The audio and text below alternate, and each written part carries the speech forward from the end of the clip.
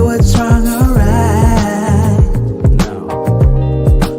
It's not hard to fool me. No. 'Cause I'm addicted to the good life. Yes. Yeah, lead the way. I follow. No need to say No. where we are heading now, babe. I follow to the edge of it all. To the edge of it all.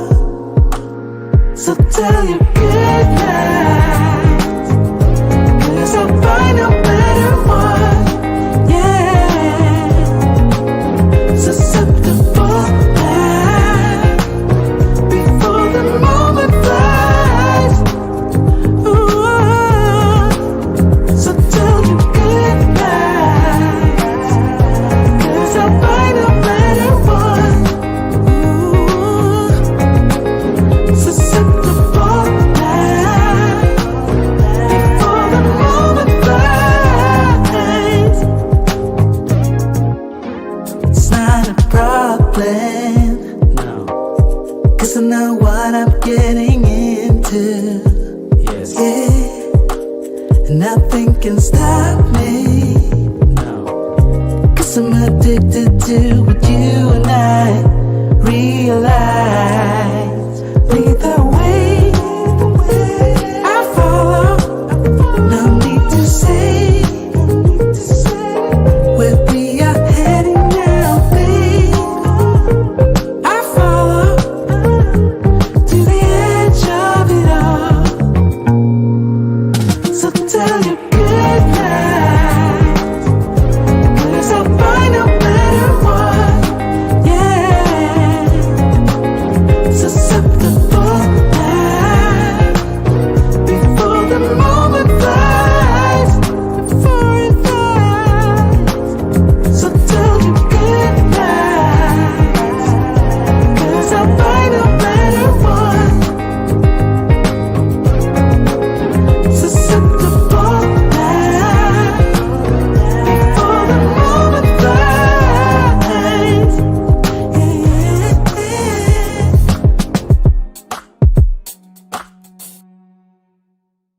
Shout out, shout out, shout out to all you gentlemen and all you ladies that dare to tread this channel. Shout out to all you guys here with Andre and Andres Love Crossing Borders. This is a part 2 episode. Part 2 episode. We don't need a man. We're independent. We're making money. We're buying houses. We're taking vacations. You don't need a man. We only want you for your DNA. You want to have babies? You don't need a husband.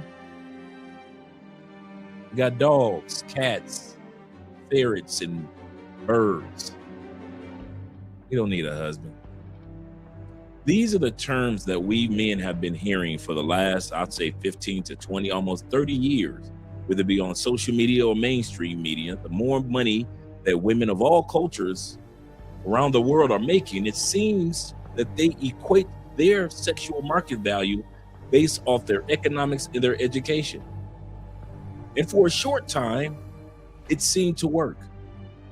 When they graduated from school in their 20s and 30s, it seems that the ball was open. They had all the men that they wanted, no issues. They were making money because they were working in corporate America. They had their bachelor's and their master's degrees. In many cases, they had their doctorate degrees. And the money was flowing. The move to Atlanta or Austin, Texas, Charlotte, North Carolina, or even to Florida was well worth it. Because no matter where they went, they were attractive, they had money, they had education, and they had a lot of men. After 30, reality kicks in. They're not attracting the same amount of men that they were attracting before, but they're attracting a few. So they decide to start a relationship with one or maybe two of them. Even though the money is still good, even though they still own the houses, they still have the nice car, and they're going to the beaches in Florida, they decide to continue on with the relationship with a nice little boyfriend or male friends or situationship, if you will. But time is ticking. He's 33 now. 37. 41.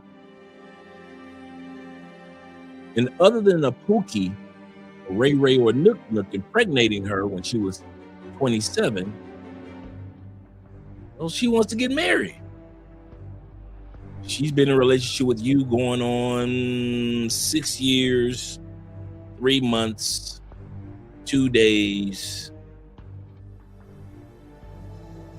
and 13 hours.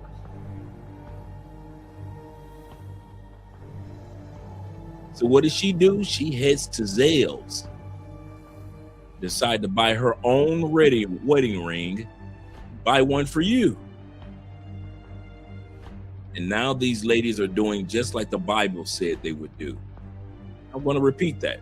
These ladies are actually doing what the prophecy in the Bible of Isaiah chapter 4 verse 1 says, that in the final days, several women will go to one man and say, we will pay for our own food, we'll pay for our own clothing, we will pay for our own houses. Just give us your last name.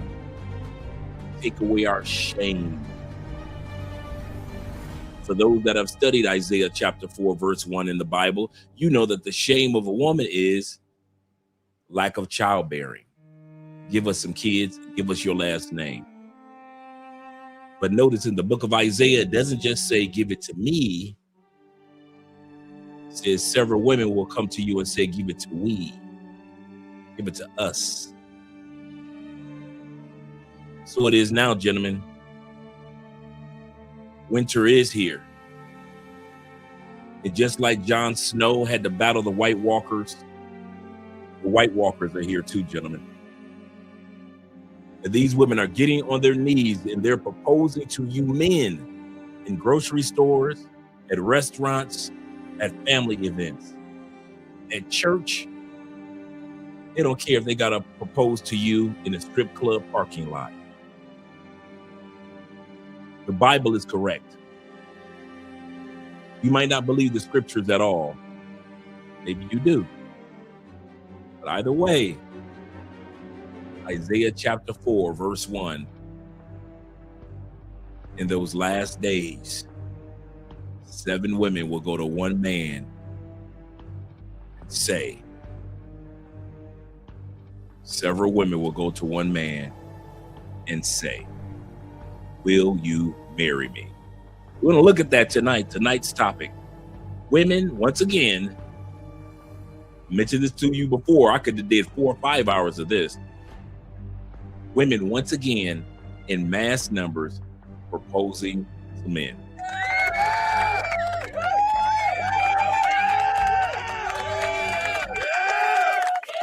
Shout out to all you guys that are here tonight. Glad you guys are having a wonderful day. Let's get ready with the shout outs. There we go. Got some smooth music. Let's go reach in the. I reached in the crate for our old school shout out music. So shout out to all you guys that are here for the old school shout out music that we used to use back in the day. All right, let's get started. Shout out to you guys by supporting the channel by way of PayPal, Cash App, as well as Super Chat. We appreciate you, gentlemen, as well as you ladies being here tonight for this particular topic. The centerpiece of this topic tonight, gentlemen, is that you are valued. I don't care what women are saying on social media. I don't care what women are saying at your job. I don't care how they're acting. Men, you are valued. This is why women are starting to get on their knees. They're not getting on their knees because you're trash. They're not going down to Zales and other jewelry stores to buy wedding rings because you're trashy men and you don't deserve to be married or loved. No, these women are getting on their knees because they see the value in you men. And they know that if I don't compete for this man's love, and if I don't get on one knee to get this man, he might get on his knee for another woman. Since women know this, they're starting to realize they've got to compete. And one of the ways they're competing is just asking you for a proposal even before you ask them. Shout out to my brother Kenny people in the building.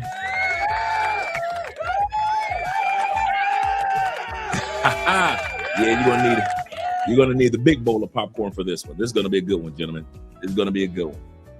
Shout out to my Mr. Milner himself in the building. Glad to see that you're here. Salute to you, kind sir. Shout out to Ahmad being here. Delwyn is representing as well. Salute to you being here also, kind sir. Salute to you being here also. Glad to see you guys are here, man. Hope you guys have had a wonderful day today. My man Jay Casey, good evening. Say good evening to Mr. and Mrs. Spence. Andrea is getting some time visiting her family that just came in town from Europe. So shout out to the family members that made it with safe flights. And also my brother David Dice of the Dice family. Salute to you as well, brother. Glad to see that you're here. Appreciate you, Dave. And I haven't forgotten about you in regards to the video from yesterday and any other ones that you want. I haven't forgotten about you. Salute to Andrea, and salute to the chat brothers. Yes, sir. Let's scroll down a little bit further. Shout out to Show Nuff. Show Nuff, I forgot to give you a shout out yesterday for your $5 blessing on the Cash App. Shout out to you, brother, for the blessing over on the Cash App. Appreciate you, brother. And we got our first super chat. And Dave says this. He said, Dre, Reggie Bush's wife, who is from Armenia, must be beautiful. Literally shows brothers all the love and the respect that she actively values him on a regular. That's you know what makes it so amazing, man, with Reggie Bush's situation. Just imagine, I mean, if anybody loved Kim Kardashian, it was Reggie Bush. Just imagine if Reggie Bush would have got stuck with Kim Kardashian as a wife. Reggie was right after Ray J. Reggie was at the peak of his college career and going into he was at actually the peak of his pro career, doing amazing things in the NFL. I think he was with the Saints at that time period. And just imagine if Reggie Bush would have been stuck. Just stuck with Kim Kardashian. Or should I say Kim Kardashian? That's the beauty, guys, of not being swayed by the women in your own home country. Sometimes the women that you're looking for are either from or in another country. Don't you ever forget that. She might be in America, but she might be from another country.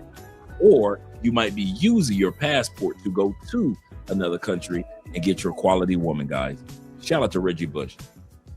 And she really does, man. You never hear any issues about Reggie and his wife. That is so true. That's a great point, brother. Let me scroll down a little further.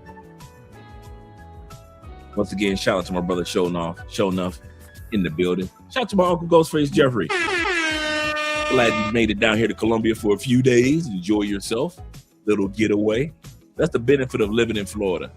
It's just a hop, skip, and a jump to get to Colombia instead of being like up in Michigan or Chicago or any other upper states.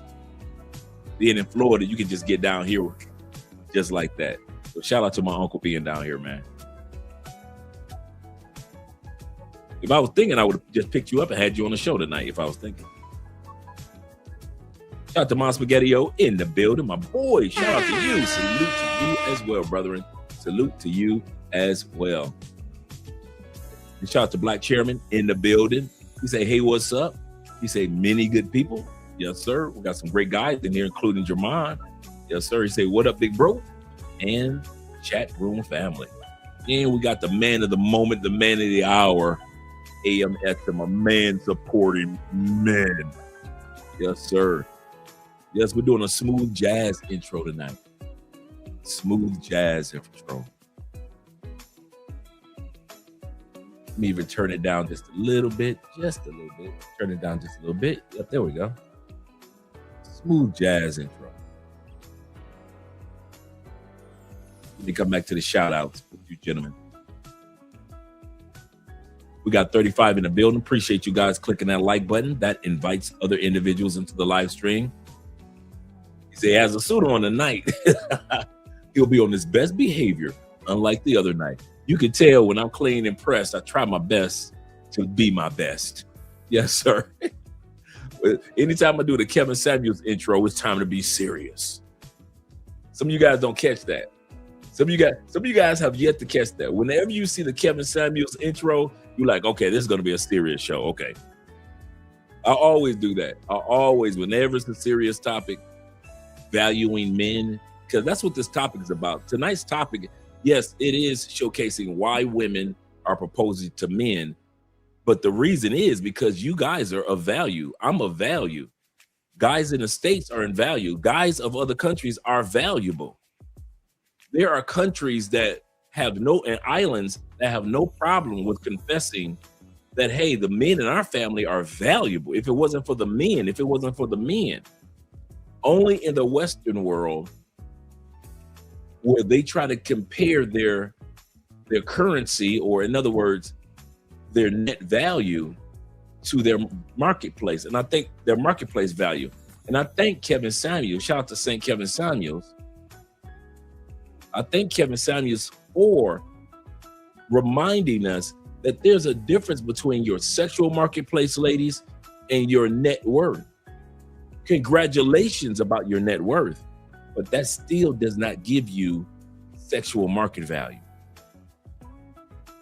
Like I said the other day, men hit the wall early in life. We got to hit the wall and break through the wall. We can't be like women, just hit the wall. We have to hit the wall over and over and over again, hitting our walls to crash through to become the men that we're going to be. Women, yes, they hit their wall later in life, but once they hit their wall, they're unconscious. They're so unconscious, they don't even realize that they hit a wall. You got women like Vivica Fox, hit the wall, still unconscious. Women such as, what's her name? Regina King, hit the wall, still unconscious.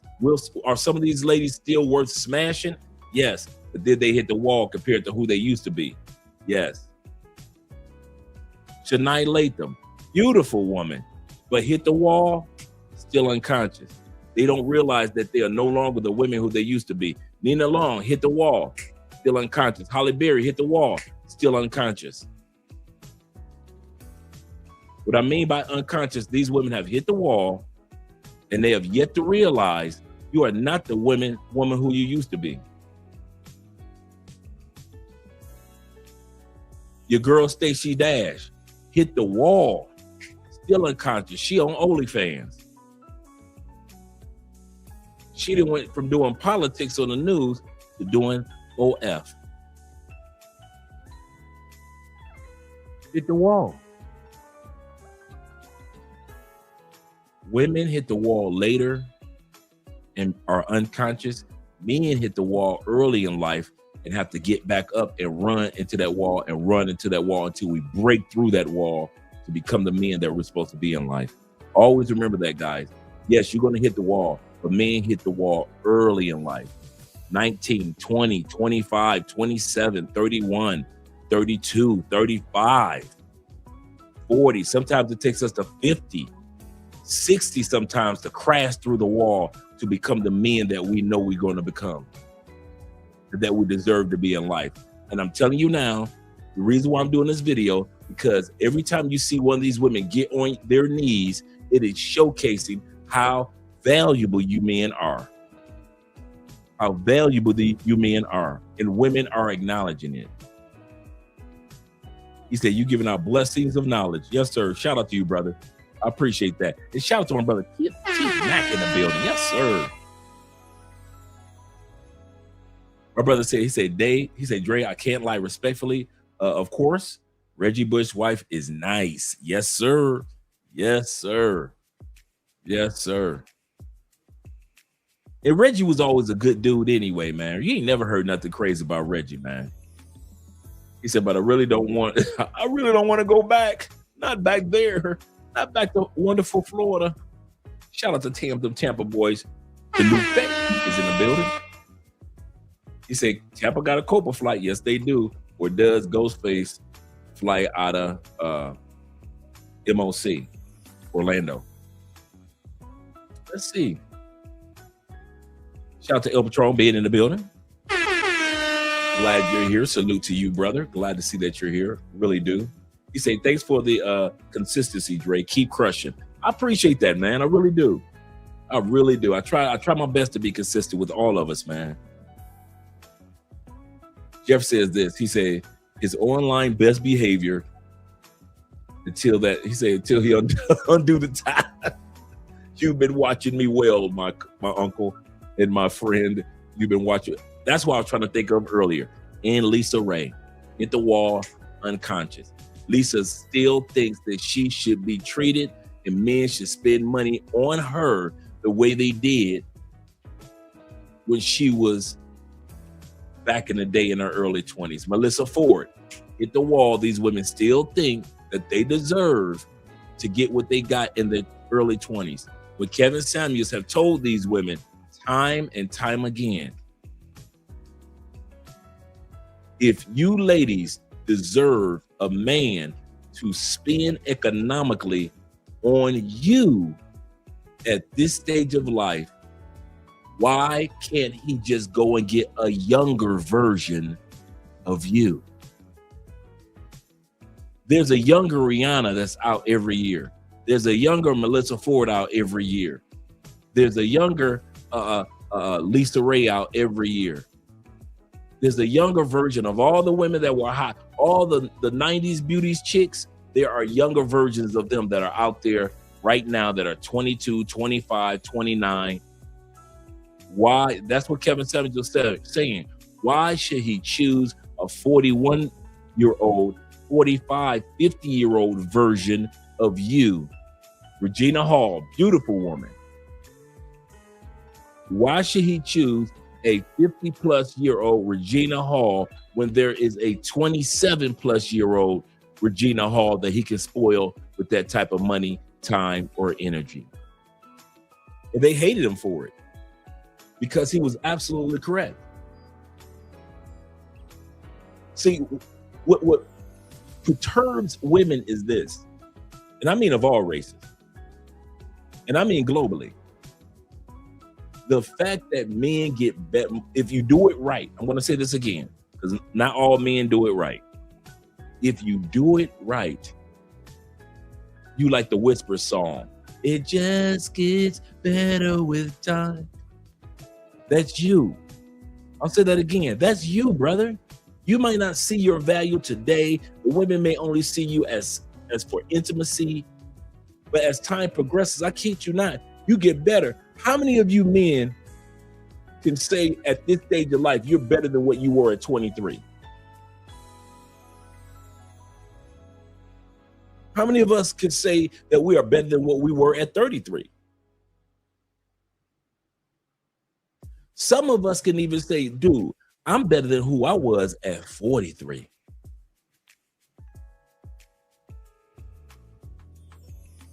And some of you guys are going to be at the point and say, I am a better man than who I was at 53.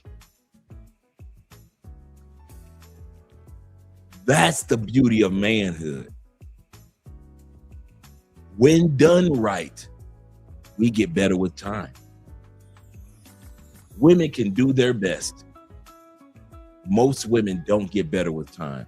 I don't care if you got the hottest chick at 63. She could not compare to how she looked at 33 and 23.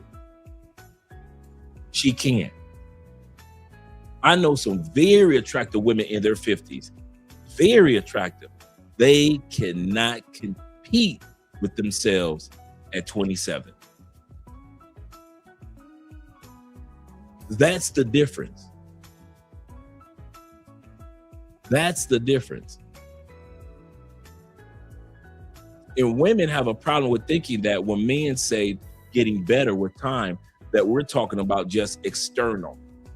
No, we're talking about we as men, and when done right, we become wiser, we become more insightful. We've had ups and downs and challenges of life that we've gone through. We may even had physical moments. Some may have had to have a pacemaker put in. Or some of us may have to have had a particular type of surgery, or just you just had to just start going to the gym and working out and getting that extra weight off. Whatever it is, men have no problem with realizing if I do this, I'll get better with time. If I eat healthier, I'll get better with time. Men have no problem with saying, when I was 23, I ate like a trash truck. Anything go in. I'm just eating anything from any restaurant, any fast food spot. I'm drinking everything. Everything gonna get drank. Men get better with time because we like, okay, now I want fresh fruits, fresh vegetables. I want fresh squeezed juices. I'm drinking more teas. I might still drink alcohol, but I don't drink the way I did before. Men get better when done right. We get better with time. Most of us men can look back at our 23s and say, man, I ain't know nothing. Women can't do that. I want to say this again. Women can say, as far as like, I was young, I was dumb, he used me, he put 3 babies in me. Yeah, on that scale, I got you, ladies. But when it comes to the grand scheme of things, when it comes to your sexual market value, you do not get better with time, ladies. And I know some gorgeous 50-plus-year-olds around the world. And I mean, especially here in South America, they got some women over 50. You looking like, goodness gracious. And yet, menopause will tell them, you are not who you used to be. I'll check my email in a second, Ken.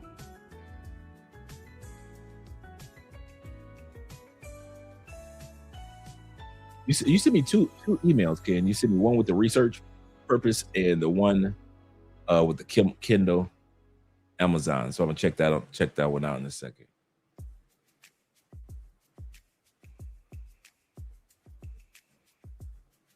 Let's see. All right, let me scroll down. We got 38 people in the building. Once again, we got my man 313 Nate in the building. You better back the fuck up out my face, goddammit. I'm from Detroit, Michigan. Don't play with me. Don't play with us. You know how Detroit brothers get in public. I'm gonna check it out. I'm check out that Kindle, and I'll check out the other one that you sent me, Kenny, after the show. Plus, I gotta still send the other guys their videos from the other night. Yep, it's a marathon. That's a great way of putting it.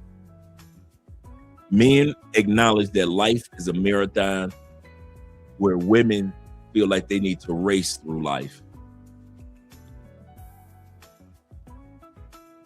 That's so true. That is so true. Let's get ready to get started with tonight's topic. Let me turn the music down a little bit.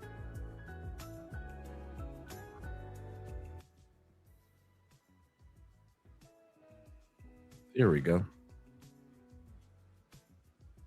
And let's get started. Remember, we're going to see and hear from women wanting to propose to men, but tonight's topic is all about reminding you men how valuable you actually are in this sexual marketplace that we all live in today. I'm never going to get married. I don't want to get married. Why? There's no benefit for the man. He only has everything to lose. A man can be completely faithful to his wife, provide, protect, take care of the kids, obviously when he's not working, whatever. And the wife can step out and cheat. And what's the result of that? Man has to pay alimony, has to pay child support, loses his house, loses the cars, loses everything. Why? What's the point? And then it's a coin flip. Flip a coin if your marriage is going to work. Those are the odds. Those are the chances. If you want to get married, cool. Throw a wedding, put the rings on each other, say your vows, you're married. You don't have this. Right. Absolutely correct. If you want to get married in the States, now, if I were to get married in the States, true story, which it wouldn't have happened anyway, because I just don't want to be in the States anyway. But if I had gotten married in the States, it would have been a non-licensed, state-sponsored, if you will, marriage. Ceremony, let's do it. Reception, I got you. Tuxedos and dresses, a must. We got the kids throwing out roses on the rose petals on the floor. We got John Legend music playing in the background. We could do all that, right? Signing paperwork to the courts, yeah, that ain't gonna happen. That ain't gonna happen. We're gonna get marriage in the eyes of the Lord. Oh, yes, we are. Oh, yes, we are. We're gonna have the pastor or the priest, imam there, whoever, right? But I am not. There is no way in the world I would get married. I get married under the eyes of the Lord, but I would not get married under the eyes of the courts. That's not going to happen. That is not going to happen. And I will only marry somebody that will be okay with that anyway. I wouldn't be marrying somebody that I know that if I present this proposal, they'll be upset. I'll let them know in advance, like, listen, third, fourth date, what is your concept of marriage? Well, I think marriage is this, that, and this. I say, I think that's what marriage is too. But I don't want to go down to the courthouse and register our marriage. I want to do everything that you would want to do for our wedding and our marriage. But I would not want to go down to the courthouse. How do you feel about that? What do you think of that? When I explain to you why I feel like that, let me know what you think of that. That will give me 3 dates to know I get rid of her. If I was looking for a wife in the States. That's the closest that I would come. That's if I was looking for a wife in the States. You guys already know how I feel. I'm not looking for nothing in the States. Nothing. Because the brother would just, the white guy would just say, I think it was white or Latin, he was just saying that you could do everything and she'll still cheat. Cheating is up in the United States among women so much that women are now cheating more than men. When they talk about, I left him because he cheated. Wait a minute, ladies. Statistically, y'all cheat more than us now. What are you talking about, ladies? You're talking as if old data still exists. Ladies, you ladies are cheating. According to the Pew Research Center, you ladies are cheating in record numbers. Brothers, I got a video for you guys that we're going to be looking at tomorrow, right? About women putting babies on men that ain't the baby daddy. And then being a stepfather type of scenario as well. Because the theme centers around, tomorrow's show centers around, tomorrow's Wednesday, right? I mean, tomorrow's Thursday, right? Let me know. Because I know Friday we're doing we're going to have Will, we're going to have T-Mac, and a couple other guys up here that live in Medellin. So that's Friday's show. So let me know if tomorrow is Thursday or Friday. Okay. But we do have a show coming up. And in one of the episodes or one of the clips, it is 1:30 in the morning. The stepdad is sitting there in front of the television. He records everything now. Front door opens up. Kids come in with full football pads on, helmets on head, with their mother, 1:30 in the morning. Stepdad pissed. Where the hell you been? I took the kids to football practice.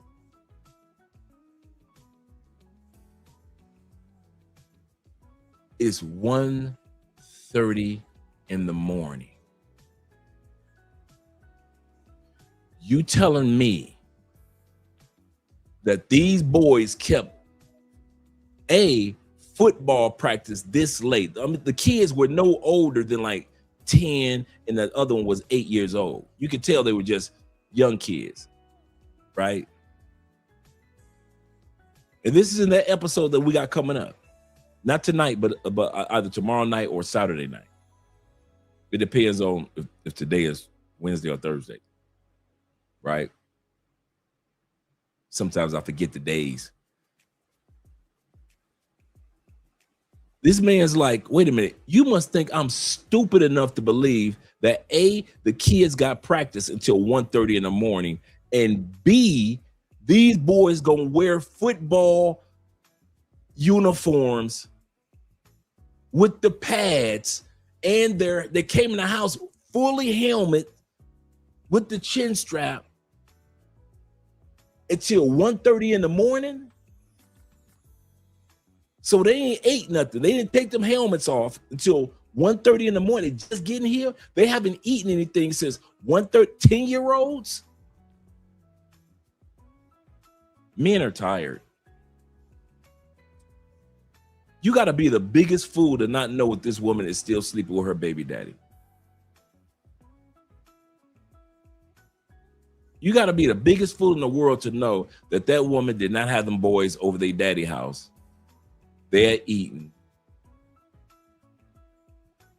And her and the daddy took care of business.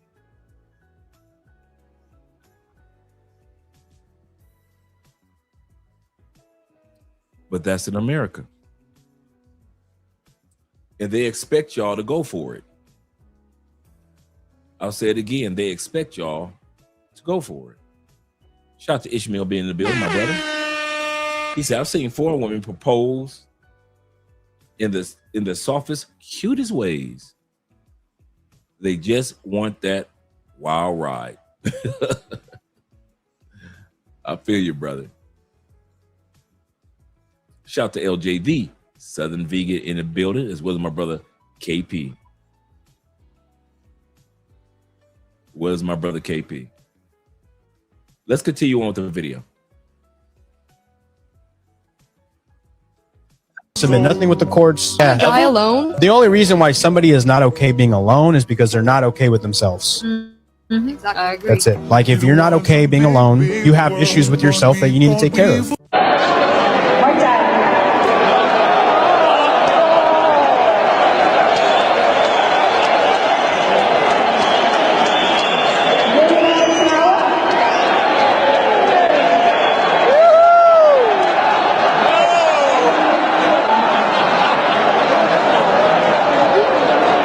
People would say that was embarrassing.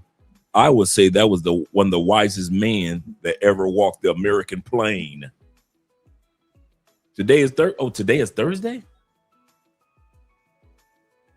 Or tomorrow? It's tomorrow Thursday. Let me know. It's today Thursday? Let me look it up real quick.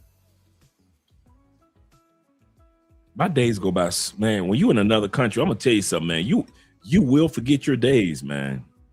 You don't purposely do it.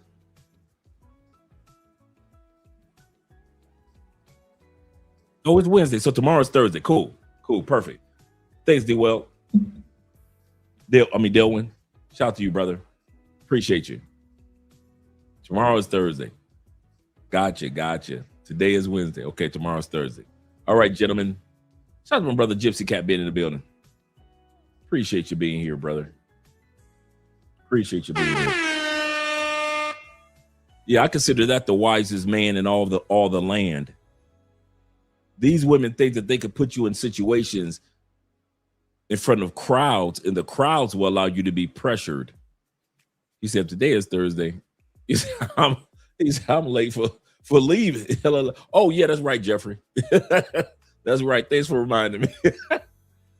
Same here. He said, He said, when I'm in Colombia, he said, I forget my days. I do, man. I kid you not, man. And that's every week.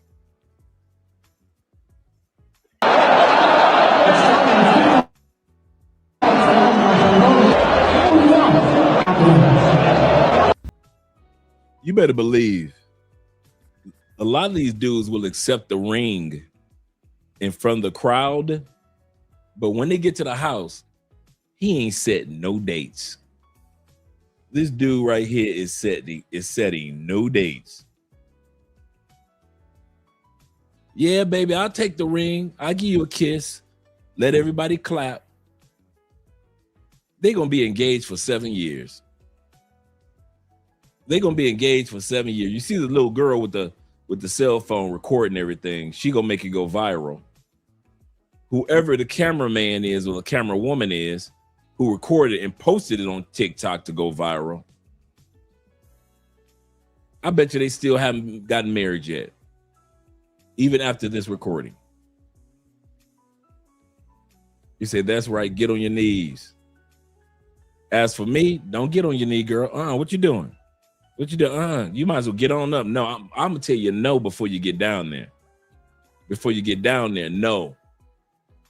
No, Irma Jean, no. Willie Mae, no. Willie Mae, no. Willa Mae, no. I'm gonna tell you before you even get down there. Don't ask me. Oh yeah? Hey! For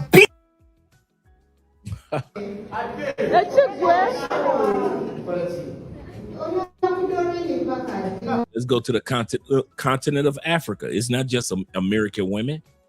Let's go to the continent of Africa.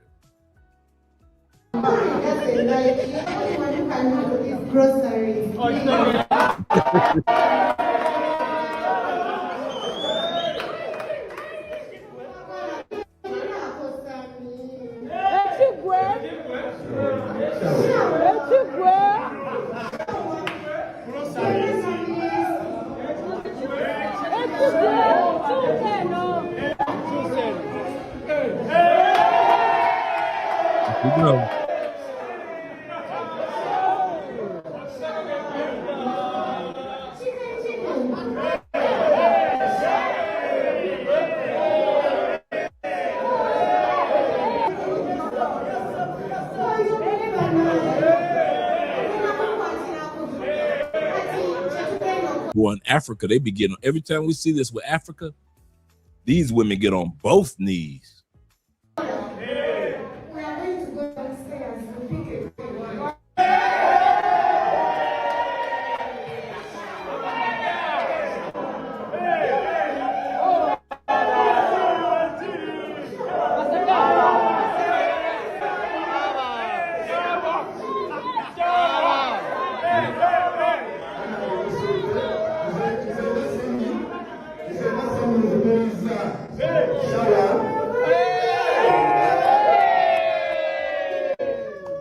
She coming with the money. She emptying her purse.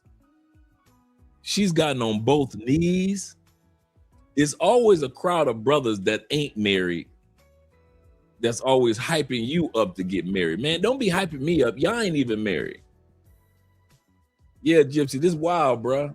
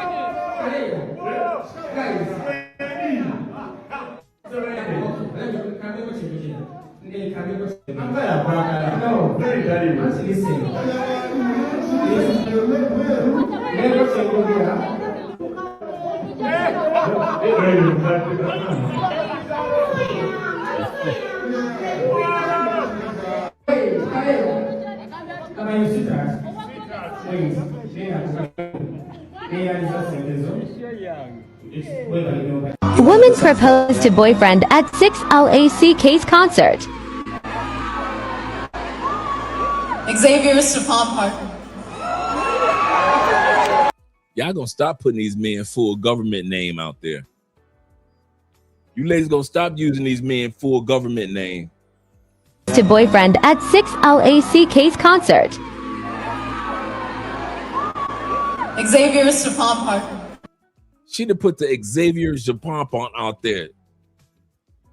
Xavier. That woman put your government name out there, man. What the hizzy? I'm gonna come back to your question, brother. Life lessons. I'm not skipping past your question. We're gonna come back to it.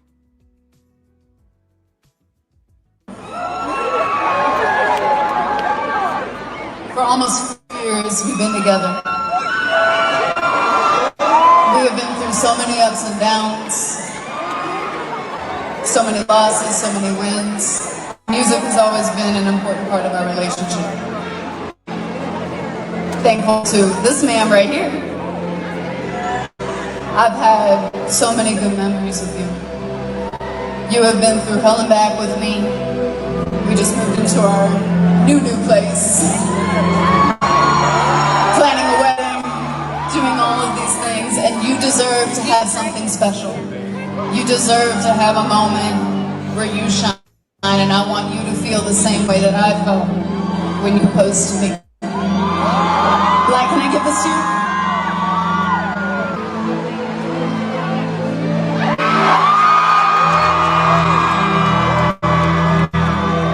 So he already proposed at one point in time. And so now she used the government name, Xavier. We all know your name from now on. Congratulations, Xavier. Pa-pum, pa-pum, pum, pa-pum. Yeah, they both own the new place. Yeah. I know. Let's go back to our brother's question. He said, why do men get on their knees for proposals anyway? What's the point? Why can't we both just stand? In today's world, it's tradition. There was a time when men got on one knee for a pure, virginish, innocent, supportive, submissive, fit, feminine, and friendly woman. There was a time. There was a time he got on one knee. He knew that she had not given up her loins to any man, and she was childless. There was a time when men were in competition for these few wonderful women from their homeland or from their hometown. And so since men knew they were competing, they were like, listen, I know he like you, and he like you, and he like you. And they all want to be your husband. But if you give me the opportunity, down on one knee, I'll show you I'm the best choice. There was a time. Now for the women of today, it ain't too many women worthy. If you had to sit back and say only women that was worth getting on one knee for, you would get on one knee, man, I would say 90% of us wouldn't have never did a one knee. If it was just today and you could only get on the knee for women that was worthy, women that were still pure, women that were still traditional, women that still were so sexy, supportive, fit, feminine, friendly. Yeah, today you can get on your knees, but you ain't gonna find too many of those. Dudes getting on one knees for baby mamas that ain't any of their kids. How you gonna get on your knee for a woman that ain't got nothing pure to offer you? She can't even offer you your own kids. That's the crazy part. She 37 years old. You get on one knee. 37 with 4 kids, and you get on one knee. She is Miss Corporate, Miss Independent. She's had 18 promotions with that same company. You can't tell her nothing. She's the CFO, the COO of the company. You gonna get on one knee for that? See, the worthiness of one knee is past. So I understand why my brother questioning why are men of today getting on one knee? Because the women of today, for the most part, no matter where you go around the world, they aren't even worthy of the knee. Not most of them. I'm not talking about because you love her. A lot of dudes get on that one knee because he love a woman, not because she's worthy. There was a time where the women were worthy and you loved them. She was pure, innocent, thoughtful. She could cook, she could clean, and she was going to be a freak. That era has passed. You got dudes that's marrying pay for play in other countries. Brothers getting off planes, marrying prostitutes, getting on one knee for prostitutes in other countries. So I concur with my brother. Why is it that men are of today getting on one knee for these thoughts of today? What is the point? Statistics say y'all gonna get divorced in less than 3 to 5 years anyway. Statistics say 56 to 57% of y'all gonna get divorced in less than 3 to 5 years. Why are you getting on one knee? I want to know the answer to that one, American men, American women, Canadian men, Canadian women, UK men, UK women. Why y'all getting on one knee when you know that 57% of the time y'all gonna get divorced within 3 to 5 years, and the woman who you get on your knee for is more likely 80% of the time to file divorce on you, and you're gonna get on one knee for this woman in a country or countries where she has laws that will allow her at any given point in time to take half your ish. Take half your ish, and you getting on one knee for it? Yeah, that one knee era has passed with most women. For some women, yes. For most women, no. No. Shout out to my man Ronan Travel. Good morning to you, brother. Good morning to you. No. Dudes don't know their worth. That is probably not only the purpose of this particular episode to let men realize your global value. That is probably the biggest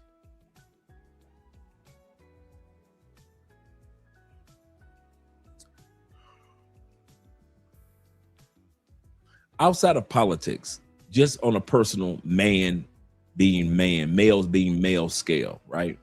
Outside of economics, family, stuff like that.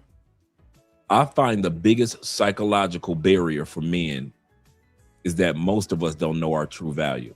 I'm not talking about your career. I'm not talking about your money. I'm talking about when it comes to the sexual marketplace, a lot of men don't know their value. Russell Wilson there was no way in heck he should have married Sierra. He should have did like Clay, hit it, and when she started showing who she really was, got rid of her. But what did Russell do? Because he doesn't know his real value. He knows his value on the football field. He knows his value in the bank account. He knows his value among his family members. But when it comes to the sexual marketplace, Russell Wilson, the reason why he married Sierra is because that brother does not know his value to this world. I would have respected him more if he had did like Reggie Bush. got somebody from another country outside the industry, I would respect that more.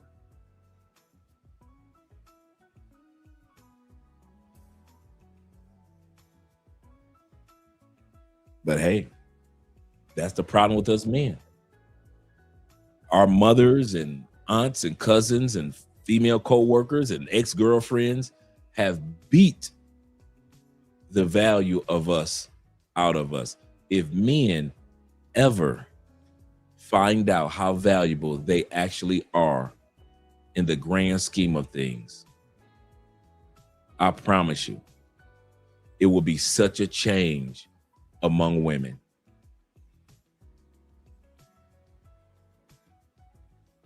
You think women in other countries compete? I'm not talking about egotistical know your value. I'm talking about in the sense of you know how to let women go. I think that's the problem that most men have. Many of us don't know how to let beautiful bottom feeders in any country go. She's beautiful, she's sexy, but you know and I know she's a bottom feeder. Without you, she'll never be anything in life. And I know women that got great careers and are bottom feeders. I'll say that again. I know women that when it comes to their career, they are excellent. They make money, they own homes and great cars. But I know dudes that have thrown those women away like they were last week's trash. Ask Holly Berry. Ask Regina Hall. Ask Shania Latham. Ask Vivica Fox.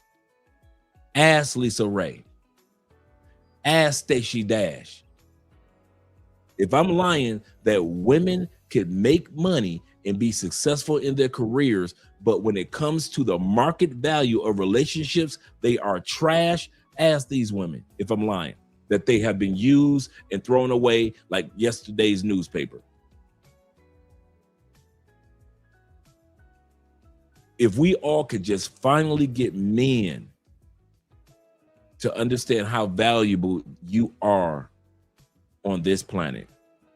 I'm not talking about everybody's got to have a suit on and stuff like that. I'm talking about men realizing I could say no to this chick because I know that there are 15, according to the Bible, Isaiah chapter 4, verse 1, several other women want me to. I don't care. You should be at the point where you don't care if women call you sassy because another woman wants to cook a meal for you, and yet this woman wants to cook a meal for you too. It used to be like that when we were rural people. I'm gonna say this again. Women would compete for men. How? What's one of the ways they used to compete for us? By the way that they cook. Miss So-and-so will make you a pie. Sister So-and-so from church will invite you over on Wednesday night for a meal. Sister So-and-so will invite you over because she was having a family function on Saturday evening if you can make it. Women used to compete in the United States and in other countries. Now, because they're making money, they don't feel they need to compete. Ladies, don't compete. I want to say this to you right off the bat. Ladies, I'm telling you now, do not compete for a man. Don't compete for a man if that ain't you. If you are not built to compete and you're only built to compete in the boardroom, keep your butt in that boardroom. If you are only good when it comes to competing in that bedroom, go ahead, compete in that bedroom. Be the best of the best. Can't nobody give head like you. Can't nobody throw it back like you. Compete in that bedroom, sister. I got you. When I say sister, I mean all women. Go ahead, ladies, compete. But if you ain't built to compete for a man, don't do it. You know what's going to happen? there's going to be plenty of other women around the world that's going to get that good man that you said, I'm not competing for. Society is not upset with women, with you ladies, because you don't compete for men. Society is tired of you ladies of all race, color, or creeds complaining when another woman gets that man. If a white woman get that man, y'all complaining. If a regular guy gets that, if a regular woman gets that man, y'all complaining. She deserved better. You didn't want him. If a tall woman gets that man, y'all complaining. You didn't want him. You 5'1", he's 5'9". You didn't want him. You want 6'2", 6'3". So a woman came along that was 5'7", and she said, I'll be with him.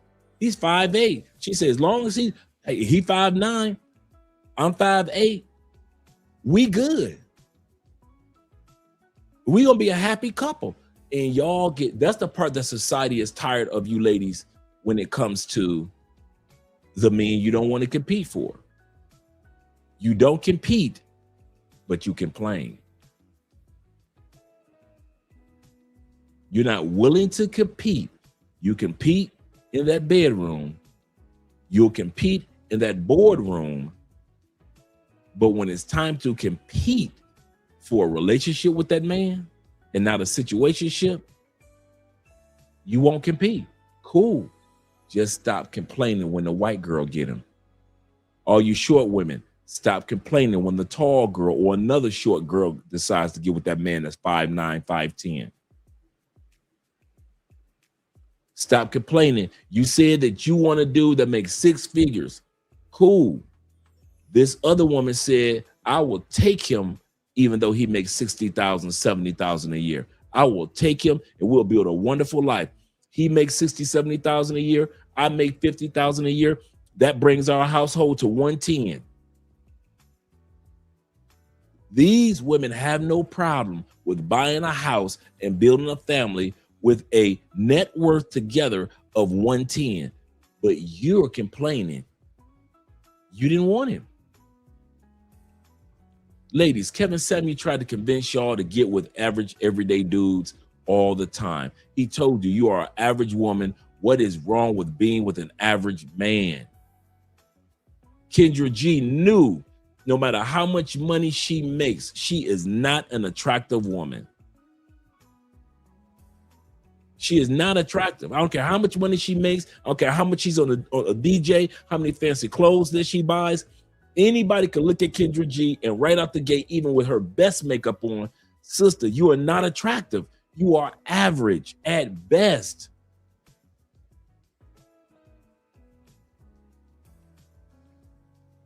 And the dude that she didn't want to get married to is 9 times out of 10, because on Kevin Samuel's episode, when she was on Kevin Samuel's show, she said that she ended a relationship with a guy that wanted to get married. They had been together for a year. And I bet you that guy is married right now. 6 or 7 years later, he's married right now. What is Kendra G? Still single, still manless, still childless. Once I get men to finally realize how valuable you actually are, and I'm not talking about being valuable by way of being egotistical, but realizing that you can say no to women because there are other women waiting to say yes to you. Once we get that down pat, man, bruh, it'll be a whole new breed of dudes. It'll be a whole new breed of dudes. One of the number one reasons, I'll say one of them, one of the number one reasons why men get drugged here in Colombia, drugged in Brazil, drugged in Miami, drugged in Las Vegas, drugged in California. One of the number one reasons why men are getting drugged late at night. No matter how much money we got, we don't value ourselves. We don't see how valuable, how rare of a treasure we are. So we let any old type of woman in and out of our lives. I'll say that one again. The number one reason why men get scammed in the Philippines, scammed in Thailand, scammed in Europe, robbed over here, drugged over here, scammed in Africa. Number one reason. There's no reason higher than this. We don't see our true value in when you know how valuable and rare you are for the person you are. Rare it is to find a good man, how rare it is to find a quality man, how rare it is to find an educated man, a man of charisma, a man that has network, a man that has connection, a man that has faith.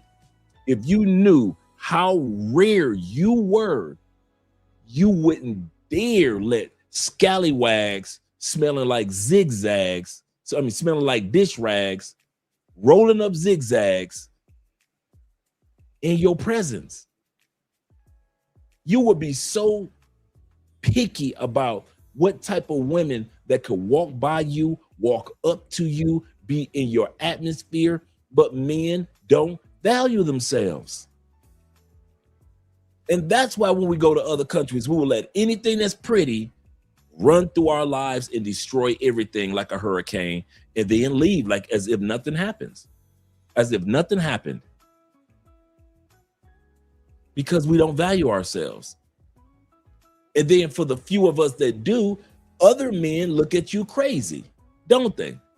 If you value yourself as a man, you put yourself on monk mode, and you ain't sleeping with all the women in your neighborhood or all your coworkers, your other male coworkers looking at you crazy. You ain't gonna smash LaWanda? Nah, dog, I'm good. Man, she been trying to throw you that coochie for 2 years since we've been here. No, I'm good, dude. I got some other thing I'm focusing on, man. I got some business thing. I'm trying to get out this country, bro, in a couple years. I ain't got no time to be smashing LaWanda, man. I'm good. Oh, man, you tripping. If that was me, man, I'd be running. Yeah, if that was you, because you don't value yourself. I'm not smashing LaWanda, my coworker. If I lose my job, I ain't trying. LaWanda could smash. I could smash her. She fall in love. I tell her I don't love her. She go to HR and tell HR I was all da. Next thing you know, HR is marching me out the front door with a box because LaWanda lied on me just because I hit it. You ain't thinking about that. You just think how fat LaWanda butt is. But I'm telling you, I value myself more. That's why I ain't gonna sleep with LaWanda at work, because I'm trying to stack my money, my 401k, my Roth IRA, all my investments, my crypto, so I can get out the United States and I can find me one that's better than LaWanda in another country, bro. You ain't get I got a master plan. Men that value themselves think like that. I have never seen a dude or noticed a dude that had high self-esteem about himself get drugged in Colombia. Not a one. It's always you thirsty, low self-esteem dudes that do it. You cannot tell. I don't care. I've seen dudes that own business, like the one white dude that was on Obi-Wan episode when he caught the girl in Parque Yeris and he was chasing her down. That dude has a successful business in Indiana. That didn't matter, did it? Didn't matter how successful his business was, how much money he was making, didn't matter, did it? Because how he valued himself in a foreign country was so low, he got robbed and drugged. Now, fortunately, they were able to catch the woman, right? But that's not the norm. How many videos have we seen in DR when dudes get in arguments with pay-for-play chicks or low-value DR chicks? I know dudes that, did we not look at the video of the brother a couple months ago? We looked at the video a couple months ago of the brother that's in a relationship with a chick in DR that keeps calling the police on him for domestic violence. But yet he's still with the chick right now.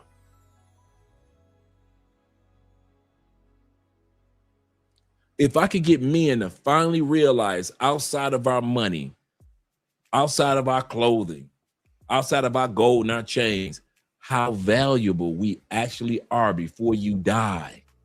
Before you leave this planet at 71, 79, 81, 91, before you leave this planet, if I could get all of us to realize how valuable you are, you will begin the process of not letting just any old female in your presence.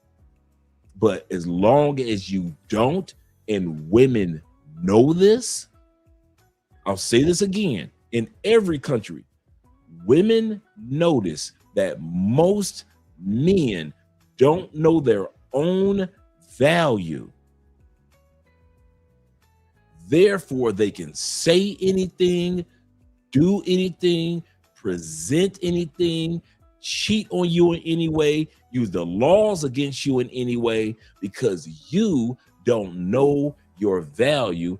And you will even let a woman that's got a good career, but she's trash, like the Stacey Dashes of the world, come in your life, destroy everything, and walk right out of your life. The Bible has a verse in Proverbs says, the woman comes into your life, she does her dastardly deeds, and I'm paraphrasing, but here's the part that in the Bible says, and she wipes her mouth as if she's done nothing wrong. She wipes her mouth as if she ain't told nothing up. She ain't came in your life, gave you fire head, and you fell for it, and she walked out and your whole life is in shambles. And it's like that scene that's in the movie when they got the giant explosion in the background, and she walking out your life in slow motion, wiping her mouth. It's in the book of Proverbs, as if she's done nothing wrong.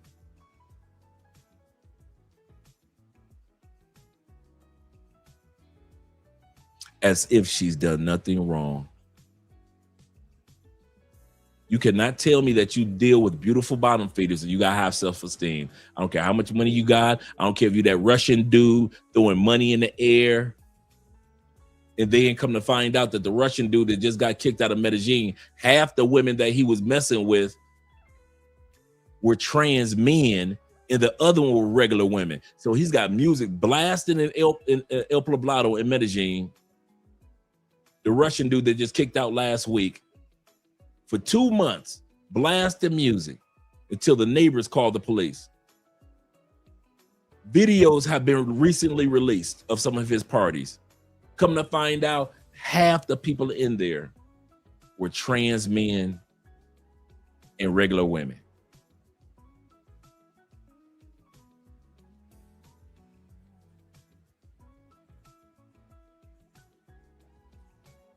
All that money and no self-esteem. Well, I do what I want to do, Dre. You can't tell me what to do. I can't tell you what to do. You can't. I learned this a long time ago. You cannot give wisdom to somebody that don't want it. You cannot give wisdom to somebody that just decided with all their heart, I don't care what you say. I got self-esteem. I bet you wouldn't say that in front of me. And a lot of dudes that got low self-esteem always run to their emotions, which proves that they have low self-esteem. If I was in front of you, what would you do? If I said what I said, would you want to fight me? Why? Because you're getting emotional and not taking in the wisdom that I'm sharing with you as a brother. And so now you want to fight me, but you won't look in the mirror and fight the lie that you're telling yourself. Because after you and I get done tearing it up, you still got low self-esteem. If you and I as I was right in front of your face right now, and you got mad at me for telling you the truth, and we were tussling, after the tussle, guess what would happen? You would still be a man of low self-esteem. That's why bottom feeders can get into your life. That's why scammer women can get into your life. That's why women that drug men can always get into your life. Because you got low self-esteem. Pocket full of money, bank full of money, garage full of cars, huge house, living off the beach. Your self-esteem is shot. Your self-esteem, I mean, you doing good in corporate America. You go to work looking good. But then you come to Colombia and the real you shows up. Do you get with women on your level, economic level, economic mindset, wisdom? No, hell no, you don't get with no women like that. Who do you get with? The dumbest Colombian, the dumbest Brazilian, the dumbest woman in Thailand, the dumbest woman in South Africa, the dumbest woman in Mozambique, the dumbest woman in Kenya, the dumbest women in Mexico. You get with the dumbest of the dumbest. And as soon as they get you kidnapped or robbed and you got a kidney missing, you want everybody to blame the women. And most people will. Oh man, the women down there are dangerous. You may not want to go down there. Truth is,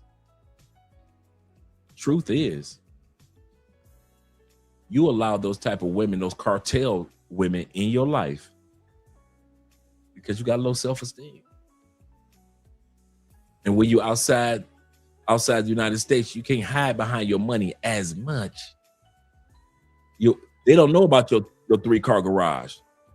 So you can't talk about that. They don't know about your house on the hill. They never saw it. You can show them some pictures, but they never saw it, right? And you could only throw money at them for so long. But they gonna still drug you, ain't they? Okay. How many dudes did not get drugged because they had money? I know it sounds crazy, right? How many dudes do you know that they had money, they told their story on Obi Land or to the media about how they were a businessman or a professional football player, or I'm just a regular dude with a good job? Did that ever stop a woman in Colombia from robbing you because you got good money? Oh, it didn't? So because you got a Charles Schwab account, Fidelity account, and you got investments in JP Morgan account, that ain't stopped them from robbing you. So just because you smart enough to make money, smart enough to buy real estate, smart enough to be wise with your investments, smart enough to have a 3-car garage and all sections are in there with 3 different cars and the SUV and the convertible and all that. You smart enough to have a hobby of going to the gym and taking care of your health. You're smart enough to sit back and network with this group of people and volunteer in the community to do that. And you're at the city council meeting and you're meeting congressmen and you're going up to all these 5-star dinners and you're going to the tuxedo balls and the mayor's balls and $500 plate dinners. You're doing all that. You're smart enough to do all that. Did that keep you from getting robbed in Colombia, Brazil, Vegas, Miami, LA? Or they still drug y'all anyway, huh? Why? Because those women realized no matter how much money you made, you still had self-esteem low enough to come into the underworld and deal with bottom feeders. You willing to, no matter what you've accomplished, you still came to this country and you employed a beautiful bottom feeder. So all that you've accomplished and all the stuff that you brag about and all the gold that you have on, those women don't care nothing about none of that.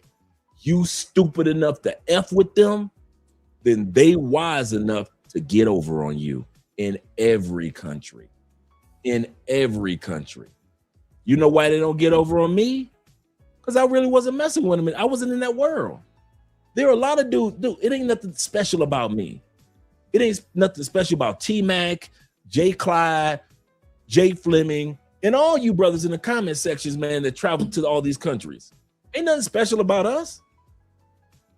We just got self-esteem high enough that says, nah, she is pretty, but yeah, I don't mess with no broke chicks. You think you better than me?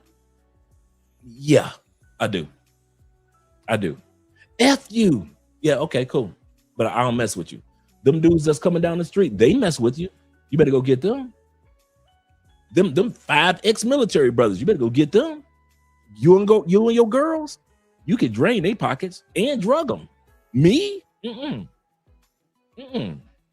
Why? My esteem too high. I can be broke and still have high esteem for myself.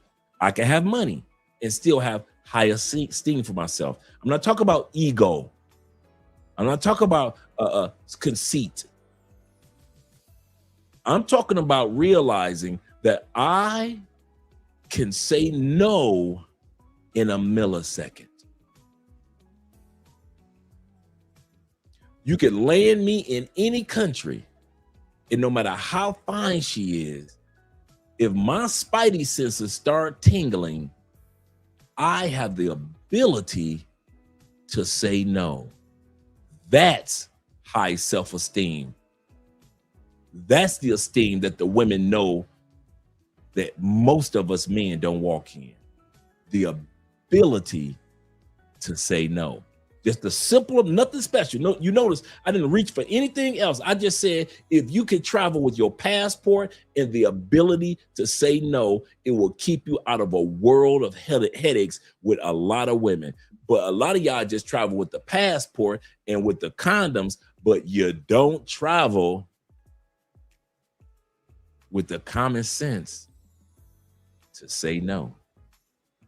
And they take advantage of it. And this episode is to let you guys know that you men are valuable.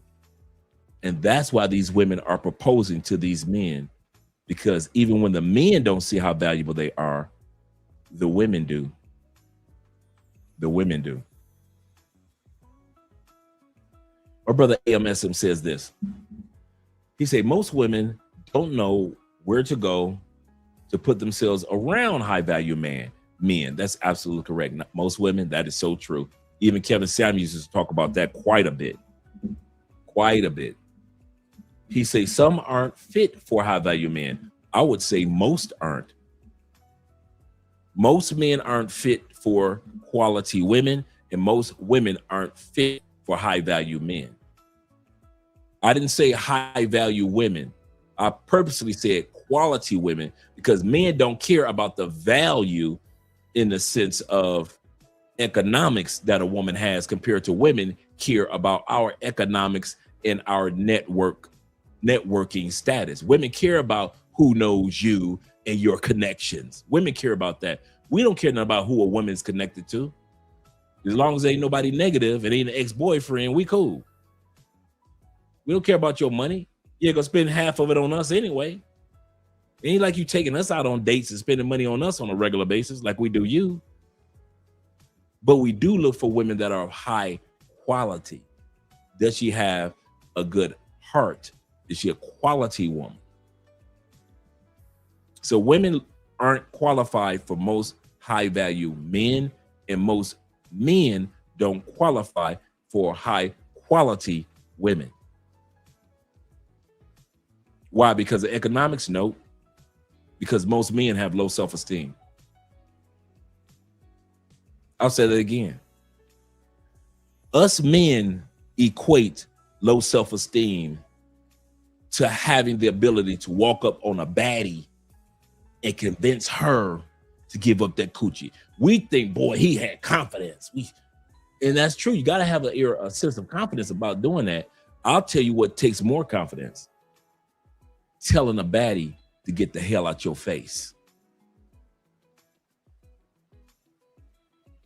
That takes more confidence. We equate confidence with pulling out money out your pocket. Baby, what type of drink you want? Drinks on me. Hey, I'm buying the bar. Anybody at the bar want a drink? It's on me. We equate that to be confidence because that's what society told us. If you spend, then you in, right? Women love men that spend like the white boys. If you spend, you in. It takes confidence to spend until her, and her, y'all don't get a drink. The other ladies, whatever you want. You 3, 4, y'all don't get a drink. That's confidence. That's confidence. Not everybody can walk in and out of your life. You lay the foundation to women, no matter what you walk into. Not every chick can walk up in your face with a high. When you walk through that door, I'm not saying mean mugging, but give off the energy like, hey, not everybody can get my attention. I know you pretty. Not everybody can get my attention. That's how you need to be walking through these countries, man. If every woman looks like they can get your attention, even the bad ones will take advantage of it. Even the bad ones. He said they just play, they just play time. They just a playtime for high value men. Absolutely correct. And a lot of women don't want to admit that. Most guys, it's not even about a high value thing. Most women that we will meet in a lifetime are only for fun. Maybe it's sexual fun. Maybe it's fun going to a movie, putt golf. Maybe just fun having a good conversation. Maybe just fun Netflix and chill. Most women, I promise you, at least 95% of women that you go meet in your life are just good for some form of fun. Well, most of you men are good for fun. You're right. Ladies, you're right. Most of the men that you're going to meet in your life are only good for some form of fun. That's it. Everybody is not wifey. Every dude is not a husband. Most men are not husbands. I'll say that one again. Most men will make terrible husbands. The word husband means gardener. We know a gardener is a person of responsibility. A gardener is necessary for the growth of the garden, which is the family. Most men aren't wired to be gardeners. You ain't got the green thumb, bruh. You ain't got it. You know how we sit back and say, hear women say, well, I'm not getting married because you like, well, don't nobody want to marry you. That's why you ain't getting married. Bruh, it's the same for men. It's the same for men. Most men ain't wired for marriage. This ain't for you, bruh. Go on, have your fun, player. Player, go on, have your fun. Like I say, whether it be intimacy, whether it be just spending quality time together, whether it be she a girlfriend or just a lady friend, situationship, whatever it is, bruh. If you think that most dudes are wired for marriage, then you'd have to say most women are wired for marriage.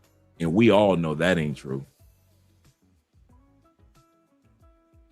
Now, can most men and women get to a point in life where they say, okay, I'm gonna sit my butt down, I'm be prepared and ready for marriage? Yes, most of us can do that. I did. So most of us can do that, but initially, most of us ain't ready for no marriage. It's too much work. And when we try it, what happened? When we try to do it, what happens? 56% of us, including myself, end up in divorces, right? Because most women ain't wired for marriage and most men ain't wired for marriage. So when you meet somebody that has that wifey mindset, that trad wife mindset, which comes along periodically, bruh, take advantage of it, because you're not going to meet wifey all the time. You're not going to meet a quality girlfriend all the time. Some women make horrible girlfriends. Horrible girlfriends. I would even say most women make horrible girlfriends. Most women are not made to be wives, and most women make horrific girlfriends. There are very few women that can do girlfriend correctly. And there are very few women that can do the wife correctly. That's why the Bible tells you have found a good thing when you found a wife. You found a good thing, and God did. The next verse says, "In favor from the Lord," meaning that God did you a favor when it came to getting that woman. You got a favor done from God. God said, "I'm gonna give you the hookup."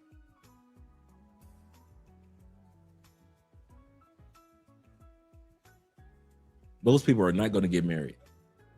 And most people that do it will be divorced, and that's globally. There are very few of us that take this seriously. Now, mind you, when I got married before, I didn't take it serious. So I fell in that category at one point in time that I was not made for marriage. But over time, I prepared myself that if I did want to get married, I knew certain changes had to take place in Andre prior to. So I prepared myself for this stage of life. But yeah, my brother's right.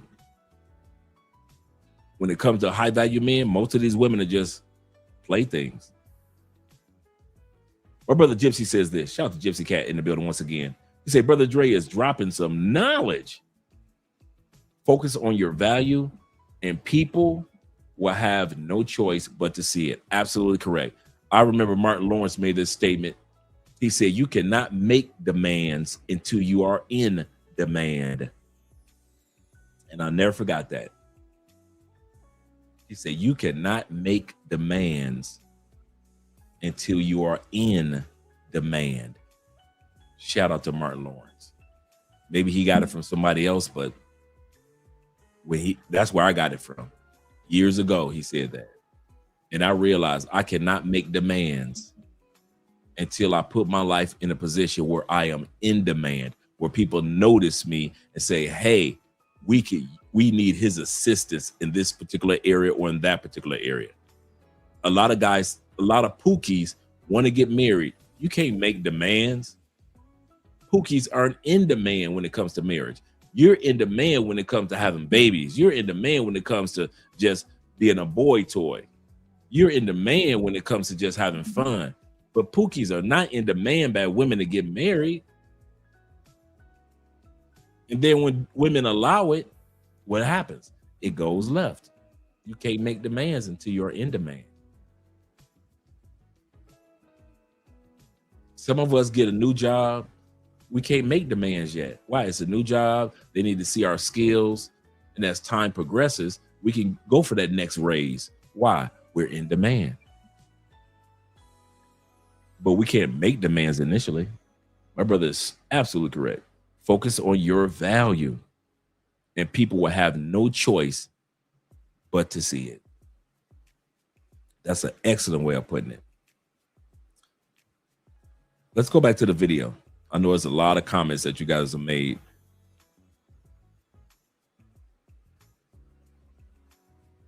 This right here, we're still at the stadium with the young lady.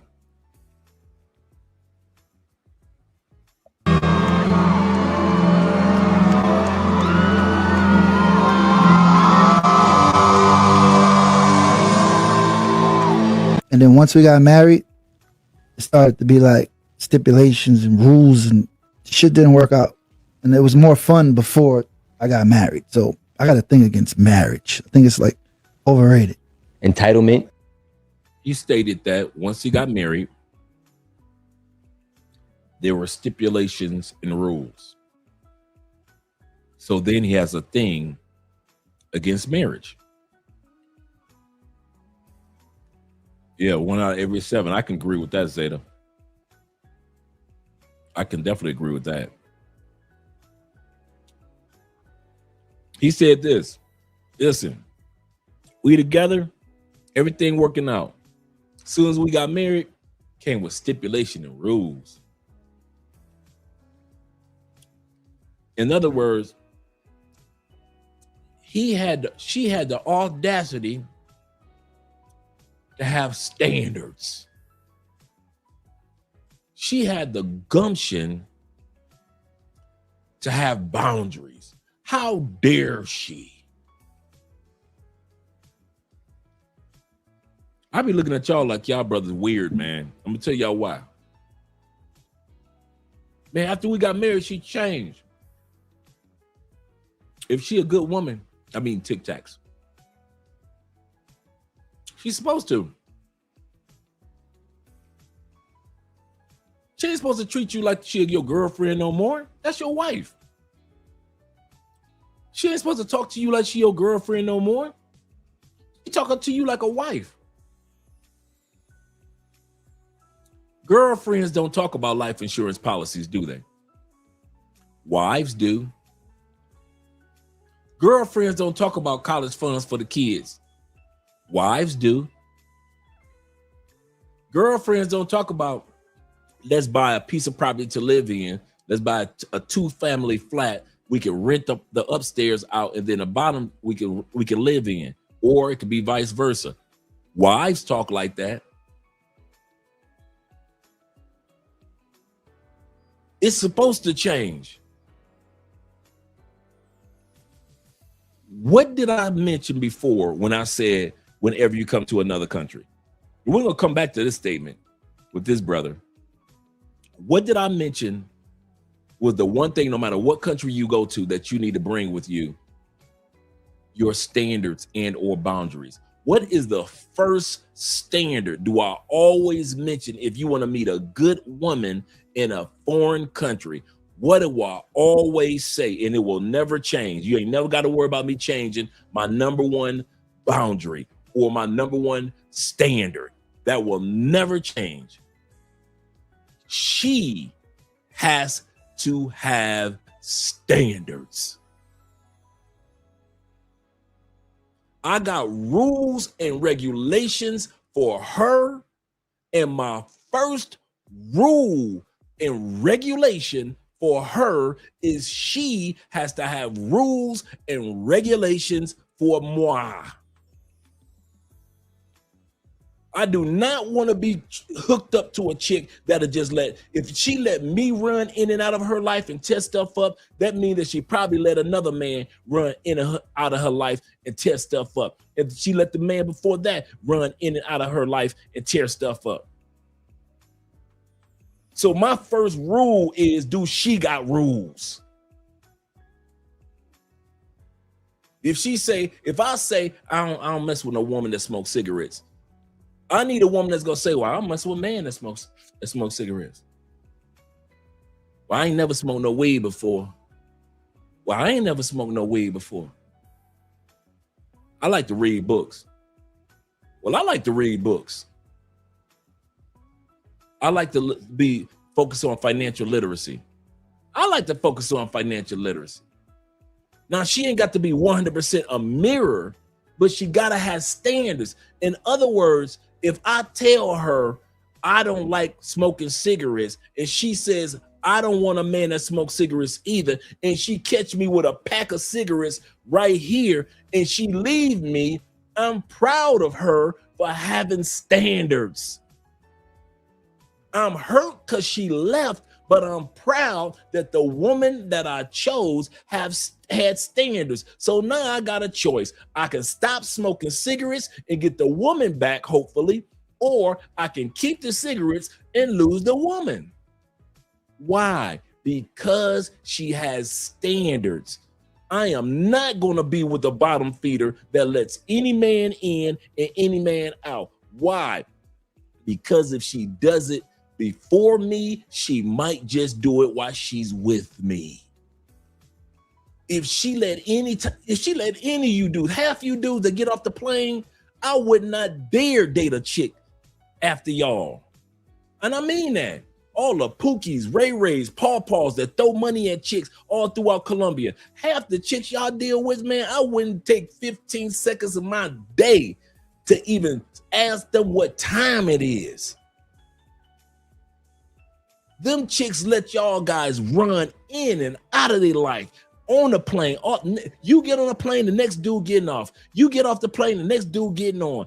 This let you dudes just run in and out of their life in the Philippines, in and out of their life in Thailand, in and out of their life in South Africa. Just all in and out of their life. Just, you don't give a damn. You just get off the plane, treat her life like a rental car, and get back on the plane. Here come the next dude. And then I get off the plane, and I'm supposed to let this woman who let all of y'all run in and out of her life in my life? Oh no, my brother. I got standards, and my first standard is she needs to have standards. She needs to have boundaries. No, not every dude that gets off that plane can be in her face. And if I find out she's one of those that have had several dudes always in her face, yeah, that one is over. She ain't never got to worry about coming from me, hearing nothing else from me. Why? She ain't got no standards. She ain't got no standards. Secondly, second reason why I say my first standard for every woman is that she has to have standards, because I know, like you got a strong personality like I do. I told Andrea this the other day. Let Andrea had been a weak woman, I'd have been cheating with 50, 60 women already in Colombia. I know my personality. I know my charisma. I know my sense of humor. Some of you dudes know you too. Some of you dudes are just like me. You need a woman that's like, I don't play that. Remember I told you guys a bunch of times, some of you guys have heard this story 100 times. First, Ace Live, shout out to Ace Live, the YouTuber, content creator. Ace was probably at 2,000 subscribers. Me and Ace goes out to the clubs. Now the club just so happened to be around the corner from our house where we live now. 25 humongous clubs here in Cali. But we were living a few blocks away. Me and Ace go out, have a great time. We don't come in the house till like 5:30 in the morning. We had fun. We ain't do nothing. We have fun, right? Andrea came. You'd have thought it was Jon Snow / John Wick. Andrea doesn't yell. That's the one thing I can tell you about. I have never in my life heard Andrea yell, ever. Andrea is not a voice raiser. She's one of those cool, calm type of people. Andrea pulls me to the side the next morning. She says, "We're not going to do that in my house." That's all she said. No fussing, no cussing. I knew that statement, "We're not going to do that in my house," said it all. She was right. Just because my boy in town, I don't know Cali like that yet, meaning that it's not safe for me to be out there wilding yet. I'm dragging Ace all throughout the city. We landed in these clubs. I ain't text her and said nothing just to let her know that we all right, we ain't dead. This is our first time, me and Ace's first time going out as her. Now, I've been to Cali a few times, but Ace hadn't. And I hadn't gone out as in being in a solid relationship. And Andrea was like, "No, we about to lay this rule down right now. My man that's in my life ain't gonna be just walking in at 3, 4, 5 o'clock in the morning like, and you ain't told me. This is Cali. You could come up missing in this city. You ain't at least text me to let me know that you're alive. I ain't trying to be in your business. I'm just trying to make sure that you and Ace are all right." Man, me and Ace walked around that house quiet as a church mouse for about 3 days. Ace came up to me like the second day. "You talked to Andrea?" I said, "No, you talked to her? No, that's your woman." That's your woman. Because Ace stayed with us for like a week to 2 weeks, right? That's your woman. And during that time period, that's how we created Love Crossing Borders, right? Me, Andrea, and Ace sitting around drinking some beers came over Love Crossing Borders. We're not going to do that in my house. As the woman of the house, she has standards. She has standards. Where'd she get that from? Her dad's standards. Her dad would tell her and her brother the same thing. I know y'all both in college. I know y'all some good young people. Y'all ain't out there wilding, but them streets are dangerous. Y'all not gonna be walking in this house at no 3, 4 o'clock. It ain't gonna happen. Standards. Because if the woman don't have standards, I'm the type of personality, and some of you dudes are just like me, you will run over a woman that ain't got standards. And that's why you guys hear me keep harping on my first boundary, my first standard. The easiest way for a woman in my life for me to smash and trash or smash and dash a chick.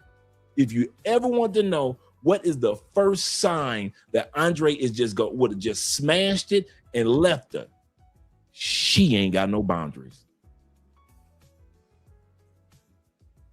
She ain't got no boundaries. If you ever want to notice why I was running through women in the United States so easy, they ain't had no boundaries.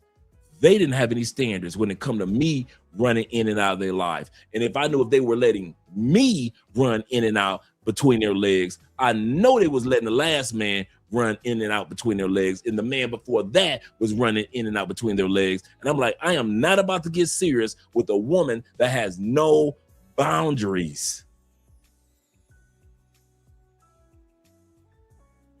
Can't be trusted. You don't know if she's gonna be loyal, if she not gonna be loyal. No standards. Man, listen. Shout out to Jay Anderson, the great in the building. AMSM says this. He said, I'm not ready to compromise what time I come home. And that's one reason I'm single and I live alone. Absolutely correct. I was the same way when it's kind of funny. A lot of us sit back and say it's compromise, but if you want to be honest, 99% of the time when I was single, I was coming home and going to bed the same time anyway as when I'm married. I'm gonna say this again. Some of us really think that we compromising when you get married or when you get in a serious relationship. Some of you dudes, your body was programmed to go to sleep at 10:30 at night anyway. So when your girl said, what you doing? Nothing. Come to bed with me. And it's 10:30, 9:30 anyway. Man, you was doing that when you were single. Every blue moon you out and about like that late at night. Let's be for real. I'm serious. Okay, let's just talk about Andre. Let's just talk for me. My sleep schedule did not change when I got with Andrea. I had this same dang sleep schedule. The same one, 10 o'clock, 11, maybe 12. Every blue moon, you guys come to town in Tampa, I go hanging out. Or if I'm smashing some chick, I go hanging out. But usually, even Jeffrey can tell you, me and Jeffrey was in the house, man. All them years I was in Tampa, Jeffrey could tell you, man, Jeffrey wasn't running those streets like that. So even if we kicking it with a chick, we still on the same sleep schedule. So when I hear dudes say, man, hey, listen, I'm telling you now, you ain't gonna control when I come in and come out. Man, you ain't really changing your schedule like that for real anyway. I wasn't. It's like every blue, dude, I kid you not. It's like every blue moon, a chick will call me, Andre, come over and smash. I said, okay, I'll be over. It may be like 1 o'clock in the morning. I come over, I smash it to 2:15. I'm back in bed. I'm taking a shower. I'm going to bed, man. I might wake up at 6:30 and hit it again. But I'm asleep, man. I ain't gonna even lie to y'all. My little sleep schedule, like a lot of you dudes, you guys are like me. A lot of you brothers are just like me. You will say, I don't want nobody to control my schedule. And when you get in a relationship, she goes to bed like 10 o'clock, 11 o'clock. Your butt was going to bed at 10 o'clock and 11 o'clock when you was single too. Ain't nothing changed. Ain't nothing changed on that part. You just look at it like it's controlling. You think like, oh, she just making me go to bed with her. Well, I don't feel like going to bed. Dude, you was going to bed at 10 o'clock when you were single. 11 o'clock, 12 o'clock if the football game or the basketball game was on. Most of us that's single ain't hanging out till 4 o'clock in the morning on a Wednesday night. Can we be real? And the older we get, the more we stay in the house. So many of us are homebodies. So if your wife be seeing you at the house a lot, because you like you like college football, Saturday, you like, listen, I'm getting everything set up, got my man cave set up, college football about to come on. Shout out to University of Michigan. Ohio State game is coming on. I don't want to hear nothing. Ole Miss and Alabama playing. I don't want to hear nothing from no. You already know, man. You got done mowing the lawn. Come on now. Come on. All you married dudes, all you dudes that's been in a relationship, you get up, mow the lawn. You done took care of the lawn. You done took care of the trash. Anything that need to be done around the house, you done took care of that because the Ole Miss Alabama game going to start at 1:30. And so you got your beers, your drinks, your snacks, and you sitting back and you kicked up for the rest of the day. Your ass ain't going nowhere anyway. You was doing that when you were single, and you did that the Ole Miss game when you married. I don't know why us men try to pretend like it's this major change that takes place when you get married. You watching that same Ole Miss, same Michigan versus Ohio State game that you watched when you were single. So it ain't that many changes, or rules. We just make it seem like there's more rules. It's the same rules. You went to the grocery store twice a week when you was by yourself. You went to the grocery store twice, maybe 3 times a week when you was by yourself. You got with your girlfriend. Guess how many times you go to the grocery store? Twice and 3 times a week. You went to the grocery store right around when you got off work at 6:30 or on the weekends. Guess what time you go to the grocery store with your wife? When you get off work, around 6 o'clock or on the weekends. Tell me what a change, fellas, I'm serious. All you single dudes, tell me what a big change is in the relationship. Because most of us do the same ish that we did as a single man in a relationship. I just don't feel like I want to be controlled. I got you. I'm with you. But I'm telling you, most of us that enter in relationships really don't change our patterns too much.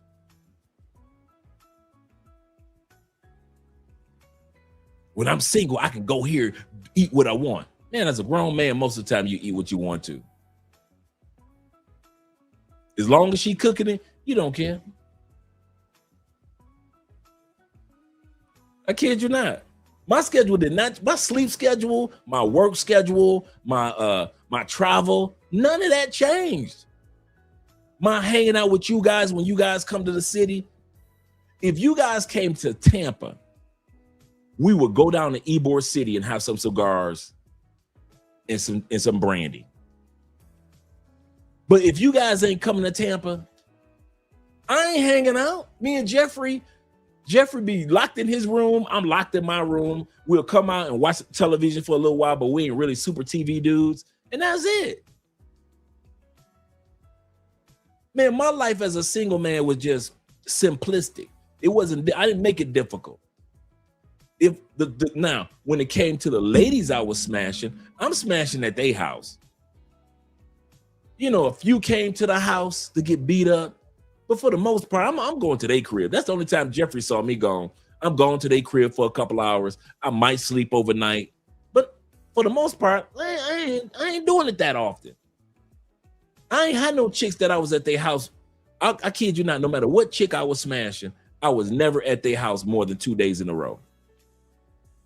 If I come over to her house at 1 o'clock, I might sleep overnight, get up in the morning, take a shower, get dressed for work, go to work, and I might see her again in 2 or 3 days. But it was never a back-to-back night for no chick. In other words, I was at home. Now that I'm married, guess what? Unless you dudes coming to the city, when y'all come, I'm doing the cigars, I'm doing the brandy, I'm hanging out, and when y'all gone, I'm at the house.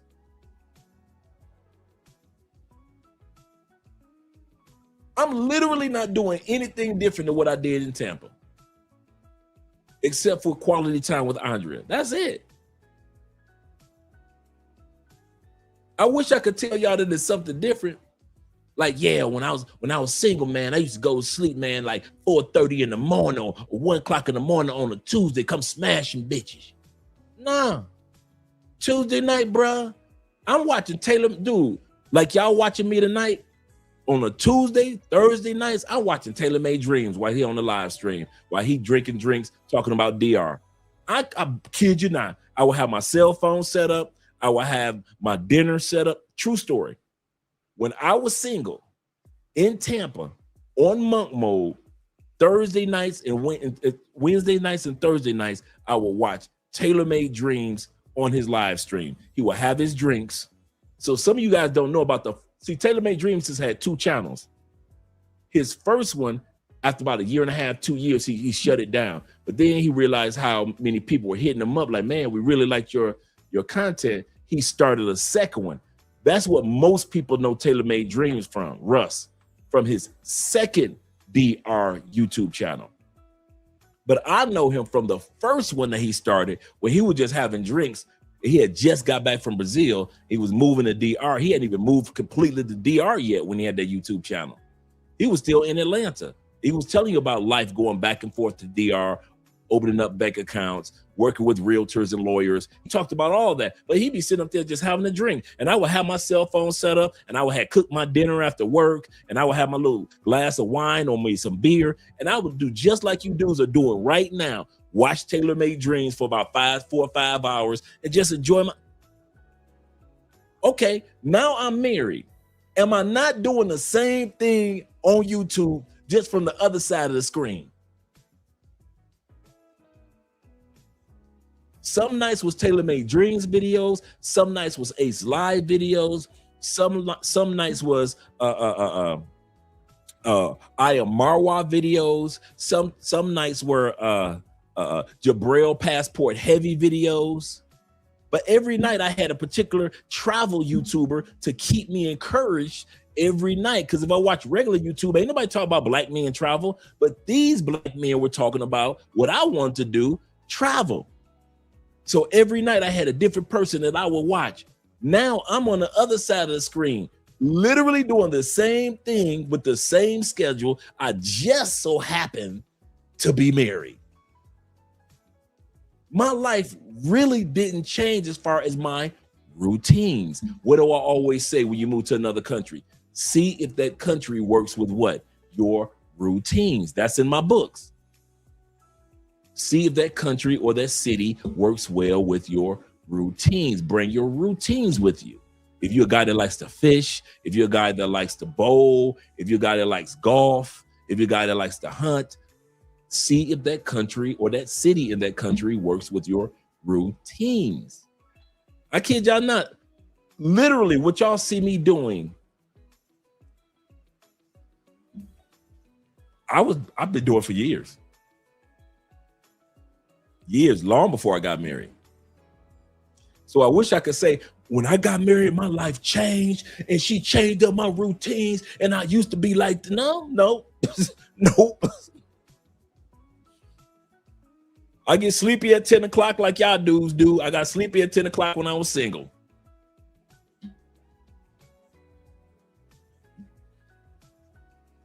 I could be over a chick house, smashing the coochie and still be sleepy. I can't wait to get done hitting this coochie. I'm so sleepy. You ever hit some coochie and you were sleepy? You were like, I want the sex, but goodness gracious, I'd have had a long day, girl. Let me hurry up. Kobe says this. He said, I didn't slow down until my 30s. He said, now I just chill. He said, but in my 20s, I was just like many of us. I was wild, going out 3 times a week, partying all the time. He said, doing whatever. He said, I personally think men should wait until, I'll say that too, till 35 and older when it comes to settling down. I would add to this, settling down with a girlfriend or a wife. I would say it like that. Jay Anderson said this, the great He said, Andre, do you know how to throw down in the kitchen? Man, I could burn like somebody's grandmama in the kitchen. I could burn. Us Taylor men, me and Jeffrey, we can burn in that kitchen. Now, that's one thing Andre says, when it comes to cooking, her meals are classic Colombian meals. I'm the gourmet type of dude. I'm the dude that goes to TikTok and look for a gourmet recipe and make that. I've always liked nice recipes. Anything that's creative, I enjoy. He said, Andre, I stand corrected. Shout out to you, AMSM. Shout out to J3 in the building once again. He said, you're right, bro. I kid you not. Shout out to Sean being in the building, my brother, my mentor, my friend. Glad to see that you're here. Good evening, big bro. Evening chat. Shout out to Sean. Make sure you guys subscribe to his YouTube channel. Sean, make sure that you share the link if you can, if it allows you to.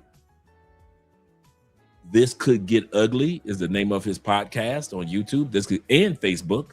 This Could Get Ugly. Evening to you. My brother IMF says this. He said it's some childish ego-ish to think that you're missing out if you're not up until 3 o'clock in the morning in the club like it's BET music video. Hearing the same boring ass music 32 times in a row. I kid you not, since we live around a corner from the clubs, dude, I could be getting up using the bathroom in the middle of the night, right? You got to use the bathroom as a man. Bro, I can still hear the music going, and I don't be missing it. Beautiful clubs, don't get me wrong. But I done been to them. I don't feel like I'm missing nothing. I kid you not, when I'm hanging out with you guys, I like the bars and a lounge. I like salsa dancing. Don't get me wrong. I like going out to a club and salsa dancing the night away with beautiful women in my arms and just enjoying the night. Like I say, I don't cheat, I dance, right? I don't cheat, but I will dance with a beautiful woman. But I have just as fun sitting around with T-Mac or Will or Jeffrey and just having some beers or some gin and tonic and just chopping it up the whole day, laughing, getting our eye candy on, looking at the beautiful ladies just walking by and stuff like that. I enjoy that just as much as I used to go to clubs to 3 o'clock in the morning. Some of y'all go to Medellin, y'all need to hit some lounges, man. Hit some bars. You so busy trying to go to the clubs and party all night. You need to just go to a bar. Go to a lounge, a sports bar. With some partners. Oh, man, you have a good time, bro. You have a good time. He said, I do go to bed late now. He said, it varies. He said, young Tinder be trying to get me to come to bed early. He said, most women I know go to sleep early. That's true. Andrea do too. 10 o'clock, I don't care what day it is, she out like a light. If I make it to bed with her, cool. If I don't make it before that 10 o'clock window, Andrea is asleep. Andrea is asleep. Zeta says this. He said, Dre, one of my old heads told me some guys have book smarts and some have street smarts and some have both. He said, but not a lick of sense. Absolutely correct. Absolutely correct. My brother's a true story. Yeah, man. Me and Jeffrey, man, we was in a house, man. We wasn't living we in Florida, living a single life. We all the ladies up in here. Shh, not us. We got to go to work in the morning. I don't know what y'all dudes thinking that your work schedule gonna change once you get married. Like all of a sudden, you get married and now you ain't going to sleep at 10 o'clock like you used to when you were single. Yes, you will. Yes, you will. Unless y'all doing some intimate things, y'all having little intimacy moments. But other than that, you're going to sleep your regular time that you went to sleep when you were single. He said, I won't be up no longer than 12 a.m. That's true. That is so true. Yeah. He said, I don't go to bed late now. I don't blame you, brother. He said, I think I read that one. Young Tinder trying to get me to stay up. Yeah. Give me the bed. They go to bed earlier. Most women do go to bed earlier. Yep. That is so true.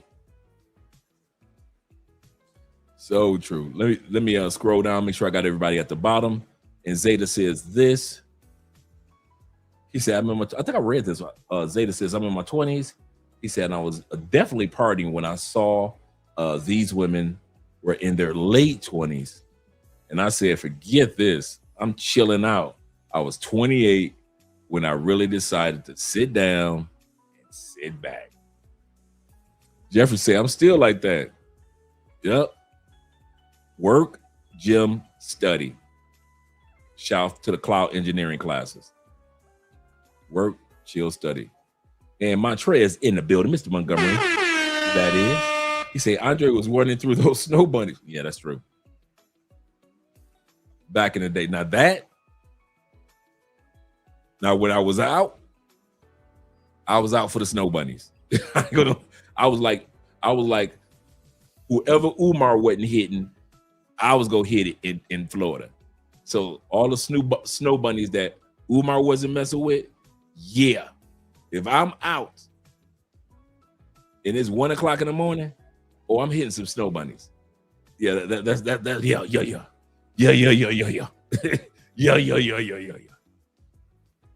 He said marriage can be a protection layer for the inevitable decline. He said, I won't think about marriage until I'm at least 35. I agree with that. He said, but I understand the value of it. I agree too. That's why I got married again, man. It was a marriage that did anything wrong to my marriage. It was me and her. I'm gonna say that again. It was not the concept of marriage that made my marriage not work. It was the two people in the marriage that didn't make the marriage work. So if I made changes and made sure I had the right woman, and nobody's guaranteed. Me and Andre ain't guaranteed to last. We're praying that we do, and we're in a good direction so far for the first 7 years. But the concept of marriage never made me, when I got married and said, I ain't never doing it again. I didn't feel like that. Now I would never do it again in the States. No.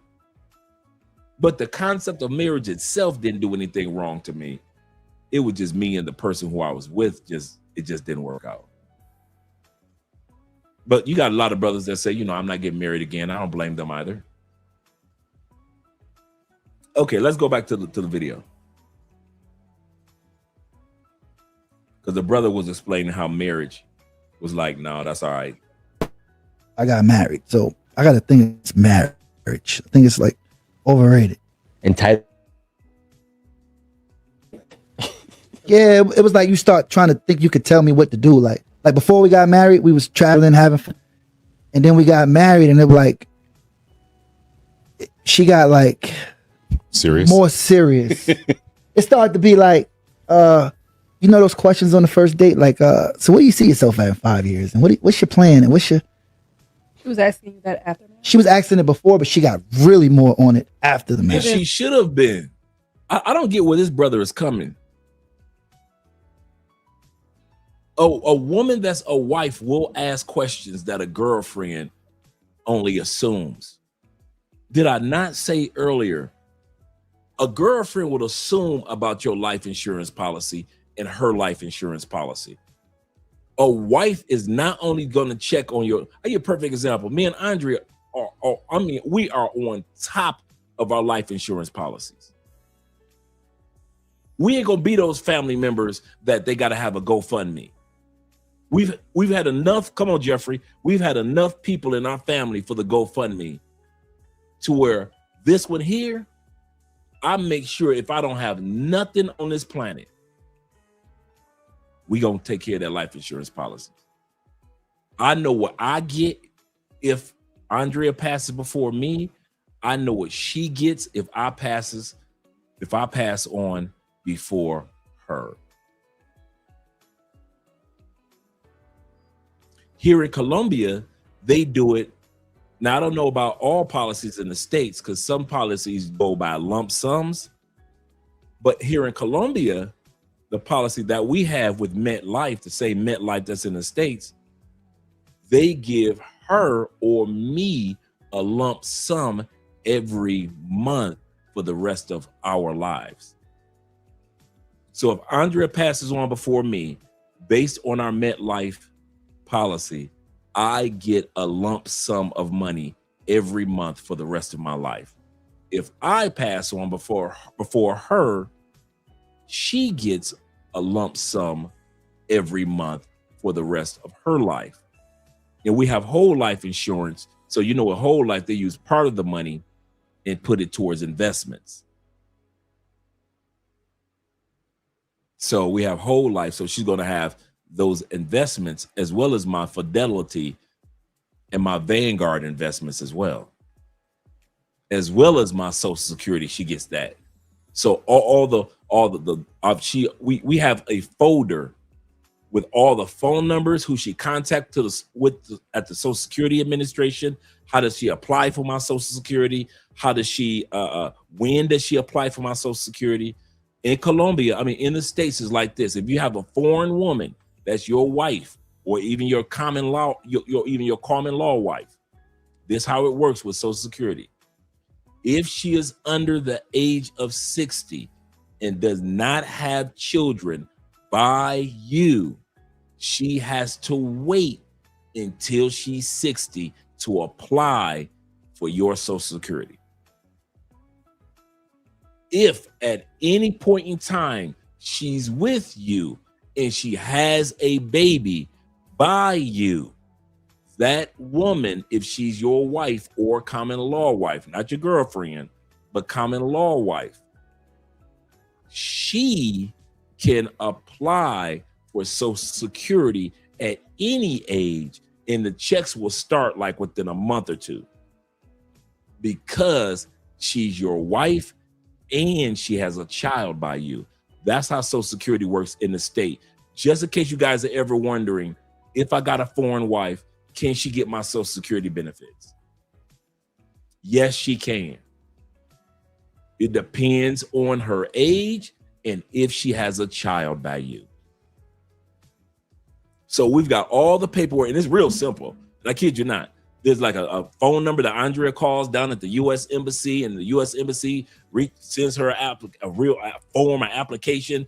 She fills that out online. Then they send it to the Social Security Administration. Bada bing, bada boom. Andrea's getting checks to her bank account here in Colombia. What's my point? You don't talk like that to your girlfriend in Colombia.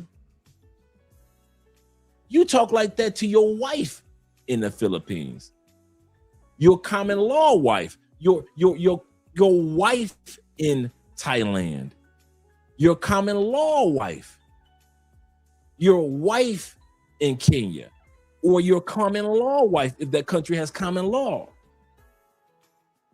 So when this dude is talking about, man, we used to just talk stuff periodically when we were boyfriend, girlfriend, then she got serious. She's married to you, bruh. She's supposed to talk serious stuff. When she's your girlfriend, y'all ain't on no medical insurance policies together. So y'all don't need to know no insurance numbers, no emergency insurance numbers, none of that. Y'all ain't on the insurance policies together as a boyfriend, girlfriend. Y'all got separate insurance policies. Now that y'all married, y'all might want to think about getting joint medical insurance that covers both of you and the whole family.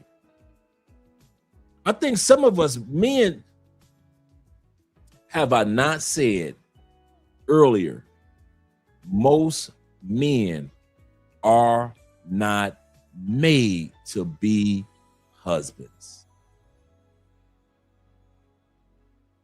Part of knowing your value is knowing who you are even in that dynamic.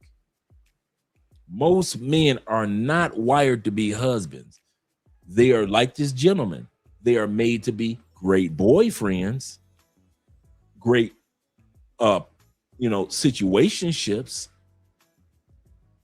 But when it's time to be a husband and move like a husband and think like a husband and think for the future like a husband, most men don't cut it. And most women don't either. Not today. Maybe there was a time before, but in today's world, no matter what country you go to, most men, most women are just made for situationships. We ain't that good when it comes to marriage. There is no way in the world, if my wife decides to let's talk serious about investments. When I got married, I called Vanguard and Fidelity and asked them, upon my demise, what do I need to do? Look like I froze for a second. Yeah, look like I froze for a second. I'm setting up my trust, so there's no problem. I've got land in Tennessee. What about the land, Andre? I've got like 12 acres in Tennessee. So what about the land, Dre? All that has to go up under a trust, not just a will, but a trust, Dre. Those type of conversations you are having with the wife. And if you are fussing and cussing about having serious medical insurance conversations, what if something happens to you, what you want her to do conversations. Yeah, you right. You ain't built for marriage. And she made a major mistake with thinking about marrying you. Talk about this gentleman here. And I don't even know him. But we're just going off of what he's saying and what he's stating. And he sounds like he wants to be a Toys R Us kid. He doesn't want to grow up. There's a million toys at Toys R Us that he can play with, from bikes to trains to video games. Right? And a lot of us men are like that. We're Toys R Us kids. You want love, you want loyalty, but you don't want the responsibility that comes along with love and loyalty. You want her to be traditional woman, cook, clean, sew, grow, sex, salad, sex, silence, sandwich, fit, feminine, friendly. You can quote all the Kevin Samuel stuff, right? But when it's time for you to be a traditional husband, in other words, the responsibilities of the household of the gardener, now you don't want to be a gardener. Now you don't want to be traditional. That's crazy. That is crazy. My brother Ronan says, he said, I have these conversations with my clients thank you, Ronan, because you are in that industry. I have that conversation with clients all the time. Me and Andrea on top of it, bro. Me and Andrea are on top of because I had promised myself this. In my first marriage, I wasn't on it like I should have been when it came to the hidden responsibilities of marriage, the business side, if you will. I was on it a little bit. She was on it a little bit. We were together 14 years, but we weren't really cut and dry. What if something happens to one of us? What do we do? Emergency numbers put right here. How do you reach out to my family if anything happens? Do you got Jeffrey Ghostface in your phone? Can you reach my sister Candy? All of these things.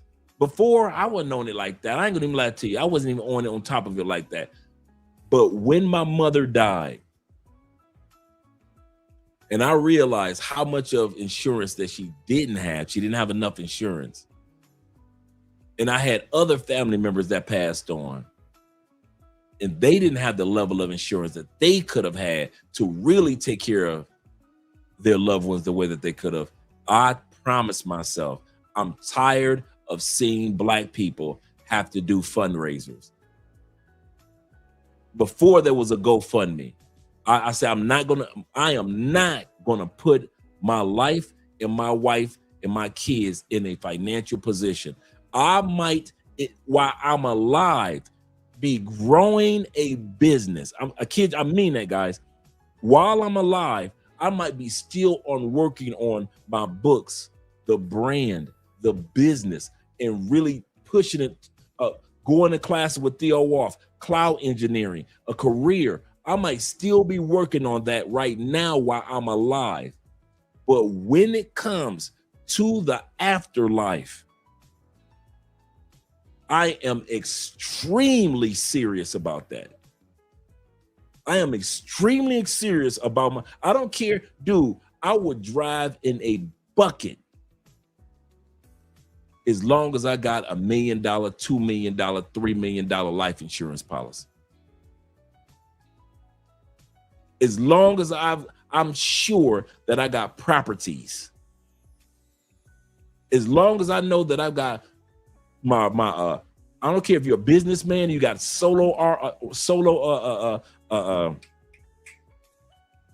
what's the term I'm looking for? It's called the solo 401k. It's for those that are in business and you want to still have your own 401k going. You could go to Fidelity, or you go to JP Morgan or Chase. I mean, not Chase, but Charles Schwab or Vanguard, and open a solo 401k as a solo business owner. Or you could continue to build a 401k like I'm doing that I had when I was in corporate America. Or you could just have regular investments, or you got to use some crypto. But I'm telling you, when I pass on, that woman is not going to be broke. Because that's what white people do. White people will live in a dang cabin and their grandkids will live in a mansion. All because of the investments and the insurance and the properties that was left. The Bible says a great man or a wise man leaves an inheritance for his children's children. A wise man leaves an inheritance for his children's children. When I got out the feds, remember I told you guys, I got out the feds after doing 10 years.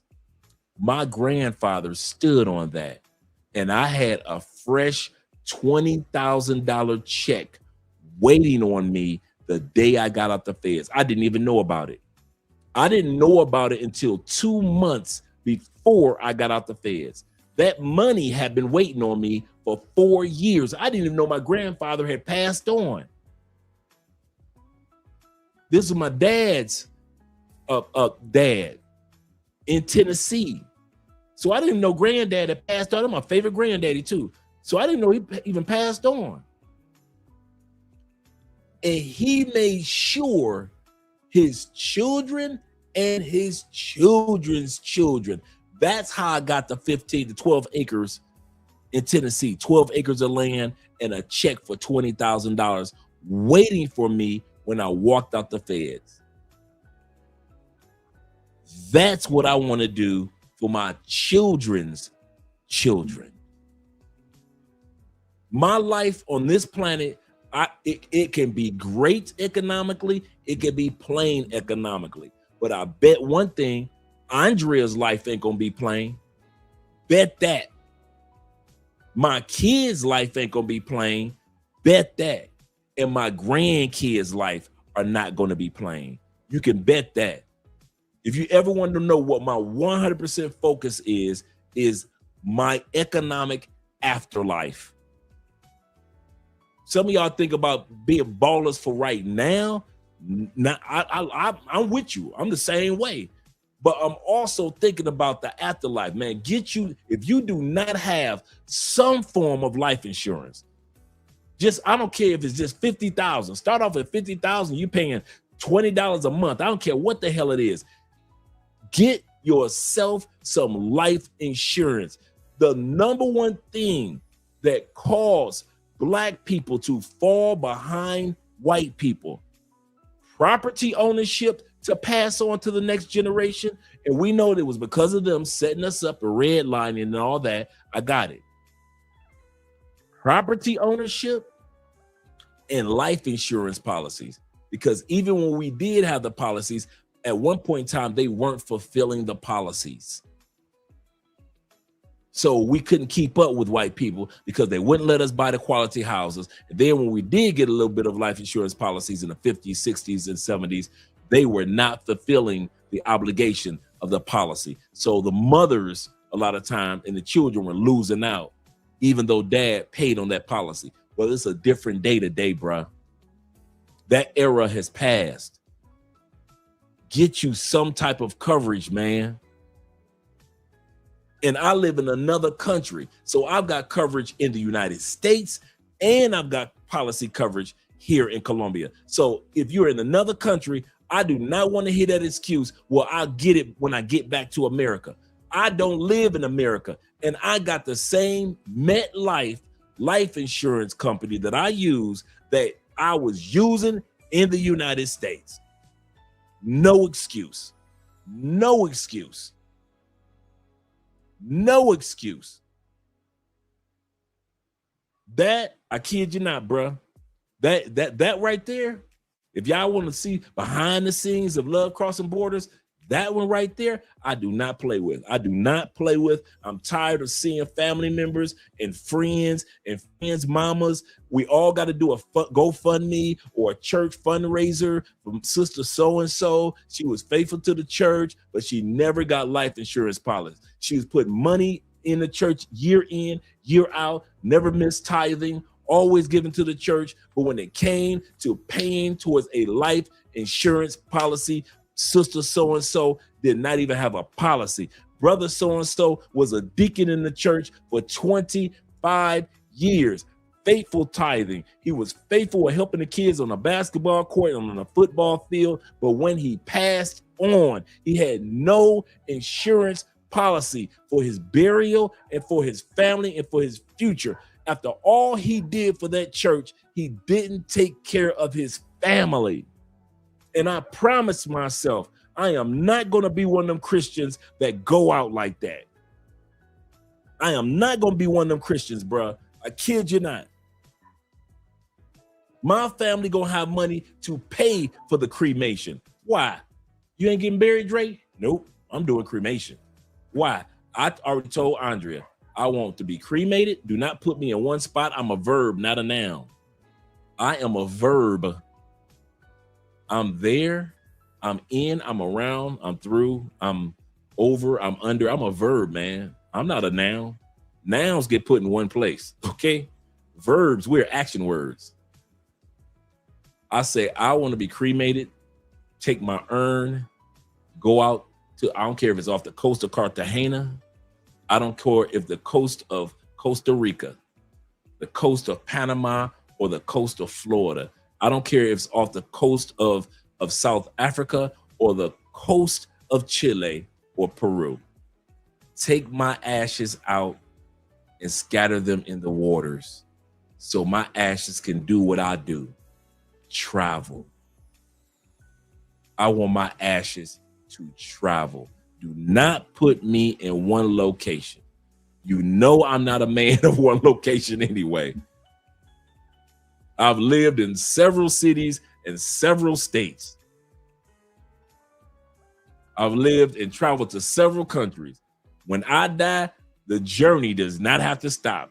When we die, we're all pure energy anyway. Energy does not die. Any energy is just transferred. So take my ashes, get your butt on somebody's boat, and just pour them out. I don't care if you rent a boat. I don't care if it's a cruise ship. I don't care if it's a fishing boat. I don't care if it's a canoe. Do not spread my ashes out on land. Take my ashes and spread them out in the ocean so they can separate and continue to travel as long as they're oceans. Yes, sir. Yes, sir. Yes, sir. Shout out to D Kirk. Crypto Dragon in the building. He says this. He says, same Dre. Over water for me. Yes, sir. Don't put me in the ground, man. I'm a verb, man. I am a verb. You ain't got to worry about visiting my tombstone. None of that. Nouns need tombstones. Noun needs to be in one spot. Y'all can come visit that one spot because that's a noun. I'm a verb. I'm an action word. I'm on my way to becoming an adjective. I mean an adverb. In, around, through, near, by, over, under. I'm on my way to becoming an adverb. Seriously. Yeah, throw me in the ocean. He said, I'm the same way, Dre. Yeah, I kid you not. That's exactly how I am. He said, but wait a minute. In Africa, do the grooms pay for the bride?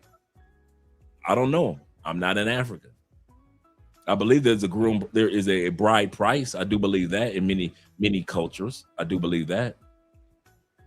He said, y'all brother, try a treasury with digital commodities. That's absolutely true. Stop playing with your wealth in this new economy. That is so true, bro. And my brother Zeta says this till we go back to the video. Zeta says, he say, facts, Dre, black folks do not get life insurance policies or buy property, nor do they understand investments. Man, listen, I kid you not. As soon as I got married, I called Fidelity and I called Vanguard, and I said, upon my demise, what does my wife have to do? I say, do I have to put her on it? Is it like a beneficiary? Like Vanguard said, no, you don't have to do that. All she has to do is just send us proof of marriage, and we'll make sure that she gets, we'll take it from there. Fidelity says, yes, we have a part where it says, do you want a beneficiary? So I've taken care of all that. Kid y'all not, man. F that. F that.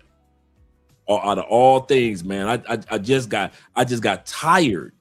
And I think my mother's death was the camel that broke the straw that broke the camel's back for me. I said, no, I am not going out like this. I am not going out with just a little bit of insurance that barely ain't covering nothing. And so now we got to have everybody's gonna put in 1,000 here and 500 there and this amount of money here and and then I'm the one that got to make the obituary. I can't even be sad because I gotta look at my mother's photos. I can't get custom obituaries made. I gotta look at my mother's, go through all her photos. I don't get a chance to mourn. I have yet to mourn my own mother's death because while everybody else is crying, I had to be serious and take care of this, take care of that. We got all her mail and all her paperwork and all her stuff out to try to find more insurance policies. Nothing in there. I said, I am not going out like black people do. So if I pass on right now, you guys will not have to worry. Y'all might have an initial fundraiser for Andrea in a sense of like, if you need anything, Andrea, we got your back. Here's a little something to show you our appreciation for Dre. You can do that. But as far as like Andrea ain't having no money, she ain't got to worry about that. That's one thing I promise. She ain't got to worry about that. Listen, I'm so passionate about that. I'm like Ronin Travelers. I am passionate about that. That insurance is no joke. He said, still the tax, he said, I'm dipping in somebody's conversation. Let me not dip in somebody's conversation. Shout out to JC in the building. He said, good evening, Dre. He said, excellent analysis on the insurance game. So true stand on business. So true stand on business. He said, the American religious system do not help its members. That is a good point, brother. He said in most black churches, they just did I don't know if it was a black girl or a white girl. I think it was a white girl. She actually was a news reporter. She reached out to 30 churches across the country. Some Catholic, some Protestant, some non-denominational, some large churches, some small churches. She asked for one thing. 2 cans of baby formula. That's all she wanted. It was an experiment. Do you know, out of 30 churches, mega churches, small churches, normal sized churches, Catholic churches, Baptist churches, non-denominational, 2 churches were willing to send her the money for 2 containers of baby formula.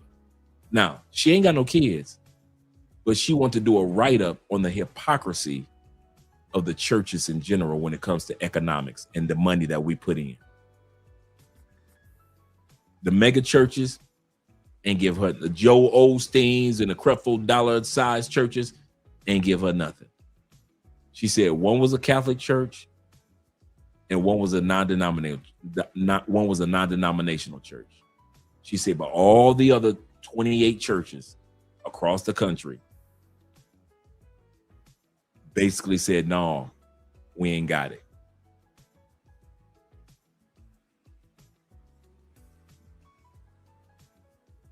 He said, I have $1 million in life insurance policy plan. I don't blame you. Yep, Creflo, all them mega churches, man, they showing no love.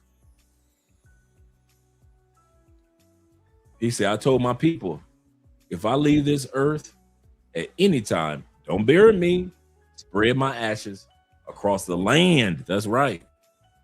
And donate me to science. Absolutely correct.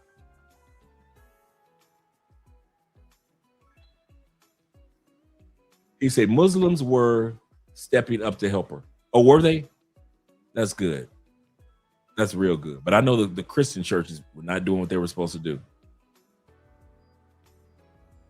He said, God forbid if something happens to you, Dre, then Love Crossing Borders will continue to move forward with Andre. With Andre. Yes, sir.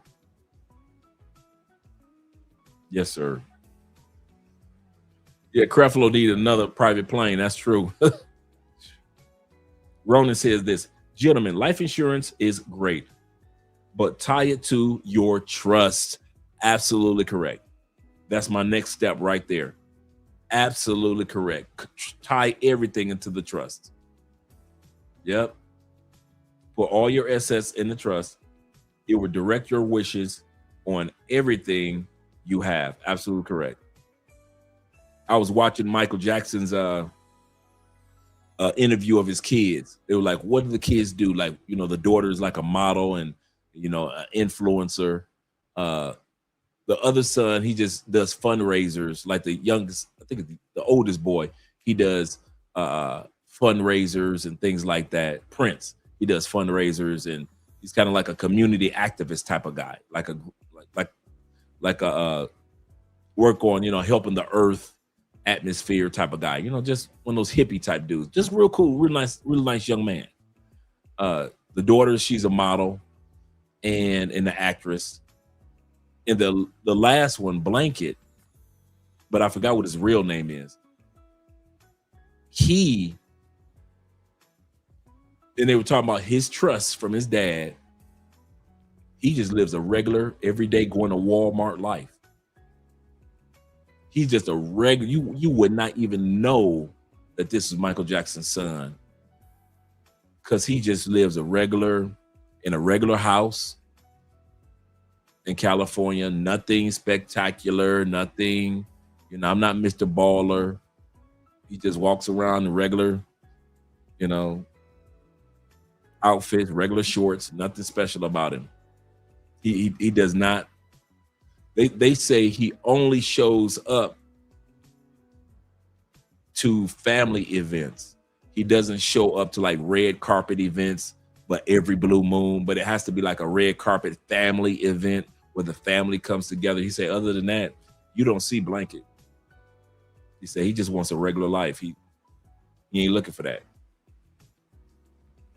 And Michael made sure that he put everything in the trust for his family. That's what my point is. He made sure that he didn't just use attorneys to get famous and buy record labels, records rights, but he also made sure that he had a trust. He said insurance was the hardest part about getting the CFP classes. Oh, I can imagine that. He said, absolutely. Creflo Dollar's wife contacted the authorities, leading to his arrest by the Atlanta police on charges of DV. I remember that happening. I remember that happened with Creflo. Zeta says that's why people keep money because of low key and not flashing money or being addicted to fame. Yep. So other than the daughter, and she's not out there too much, but other than the daughter, the boys are really low key. Look what happened to Charlie Kirk. Yep. When he passed on, his wife had to take over the company. That's true. That's so true. And Ronan says this before we go back to the video. Ronan says this. Also, you need a living trust that would, we need to have an episode on the each steps of doing this, from the insurance policies to the investments to the trust to the living trust. We need to do an episode on that, Ronan. That would be very helpful for a lot of us. He said, also, you need a living trust that will in the event you be in a coma. I've got that, by the way. He said it gives the executor, the ability to handle your assets and maintain your bills instead of random family members. That is so true. Somebody's got to have the power of attorney. That's absolutely correct. Okay, so like we were saying earlier, this guy is complaining because his woman was saying, now it's time to get serious about our relationship. And he didn't understand what serious was, I guess.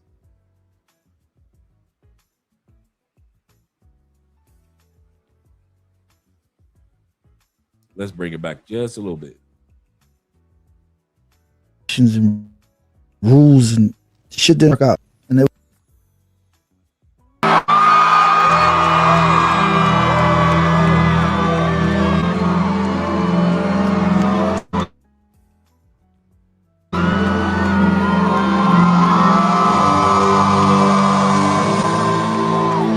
then once we got married, it started to be like stipulations and rules and shit didn't work out. And it was more fun before I got married. So I got a thing against marriage. I think it's like overrated. Entitlement. Yeah, it was like you start trying to think you could tell me what to do. Like before we got married, we was traveling, having fun. And then we got married and it was like, she got like serious, more serious. It started to be like, those questions on the first date, like, so where do you see yourself at in 5 years? What's your plan? And what's your... She was asking you that after. She was asking it before, but she got really more on it after the marriage. There's way more at risk now. Now you guys got to be serious. But now you're not fun no more. Now the number 2 is like, she don't care about that shit. What we doing? Where we going? Of course she doesn't. She don't live with you. She's not legally tied to you. When I got divorced, she remarried and had a baby within the first year of the divorce. And I did the house. I got a kid with her in New Orleans. Like, some women just want to be married. It looks better. Okay. But for me, it wasn't fun. I want to have fun. So would you when say, it get too serious, I'm so cool. This the would funny you say part. Yeah, he acts like a fucking kid, bro. No, I've been working on my cousin for the night. He acts like a kid, bro, for real. After the divorce, got her pregnant. That's how stupid that is. After the divorce, got her pregnant. And now, but I got her a house and he's paying child support. So all the things that you would have did for her in a marriage, you are doing for her. That's how stupid that sounds, man. All the things that you would have done for her anyway in a marriage, giving her a child, providing a roof in a home, making sure the child is well taken care of. You're doing it anyway. But now you got to do it by courts outside them. Oh my God, man, black men, we got to get it together. We got to get it together. You wait until you divorce her to get her pregnant. You wait until you divorce her to give her a home, buy her a house. You wait until you get her pregnant. Now you got to pay child support. And now you can only see your child when the courts. You was upset that the courts were involved in your marriage, but now you got to accept the courts being involved in your child support. Well, y'all stupid. Y'all stupid. This is a Pookie extraordinaire, bro. Remember when I mentioned to you guys before? I see when I'm putting these videos together, I watch the beginning part to make sure that it gels with our theme for the night. I don't watch a whole video. So a lot of times I'm seeing stuff for the first time with you guys.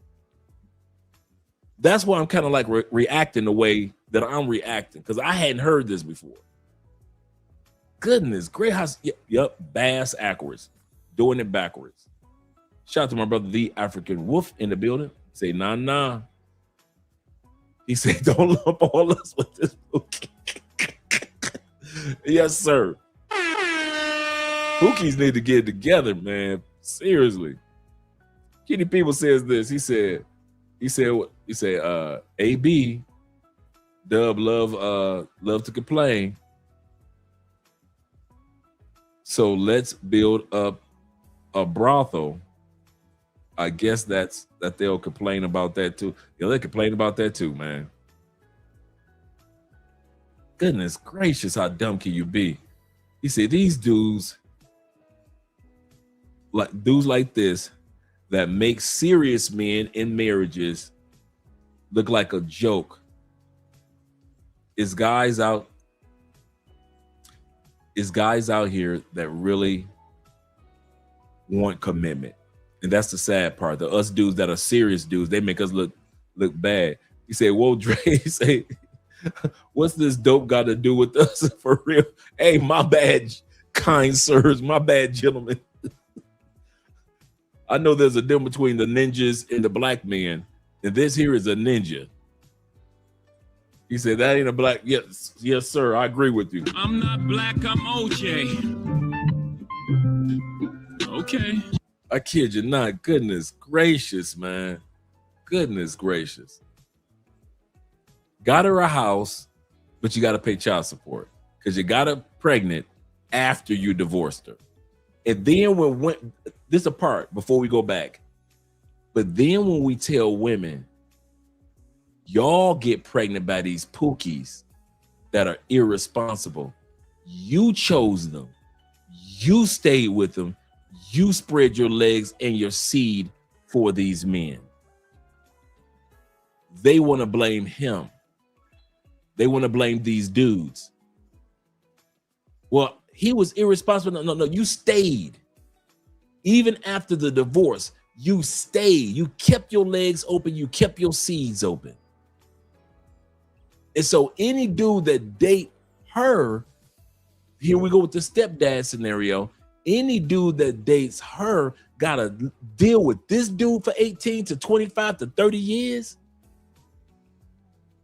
He is the perfect example why being a stepdad is a bad deal, because some of these biological dads are dumb as heck, bruh. Some of these stepdads are dudes that you wouldn't want your partner as in real life, would you? He wouldn't be a dude that you would hang out with in real life, right? And you got to be stuck with this type of personality that in real life you wouldn't even tolerate, but because you love this chick with this kid, you got to tolerate this type of dude here for the rest of your life. That's what makes being a stepdad, for in many cases, not all cases, but in many cases, a bad deal, man. Got to be stuck with this moron for the rest of your life because you in love with the chick and the child. It ain't worth it. He said, exactly. They stay even when the red flags showing And don't blame him. The ladies you stayed, it wasn't smart enough to keep your legs closed. That is facts. Did the marriage for her? Yeah, and I wanted to try it. I'm with trying shit. Pause, you know. It wasn't all what it was cracked up to be. Did you have a kid before y'all got married, or you had a kid after y'all got married? Before, but the marriage shit. Wait, it was like, you know what I'm saying. Mm-hmm. It got boring. It wasn't like the girl that used to jump on the plane and come with me somewhere, and we could go to the fuck the money up. It sounds immature, but she got really, really, really responsible. shit ran me away, man. How long were you married? 7 years, but she would say 3 because I was coming in and out of town. I wasn't there all the time. So this has happened in New Orleans, but I'm from New York. So she's from New Orleans? She's from New Orleans. So like my uncle hooked me up with his baby mother's cousin. It went That's like some that. down south shit. But she was perfect on paper, like the way she looked. It's like Ron and Luca. She was a lawyer. She was, you know what I'm saying? Yeah. It wasn't fun. It's fun. I mean, but real life should be fun. And if you, I don't know, when your bills come, you be like, wait to pay this code. Yes. No. That I feel like, you know. This mortgage. Life. No, I get it. I feel like once it start getting too serious, you start showing that life is really getting the best of you. Hey guys, if you enjoyed that clip, check out the full episode on YouTube. All the full episodes are there, so check it out.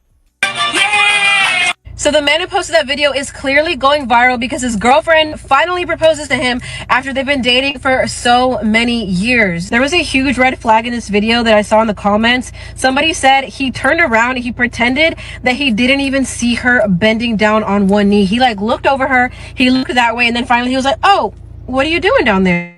As if he didn't just read an Easter egg that said, will you marry me?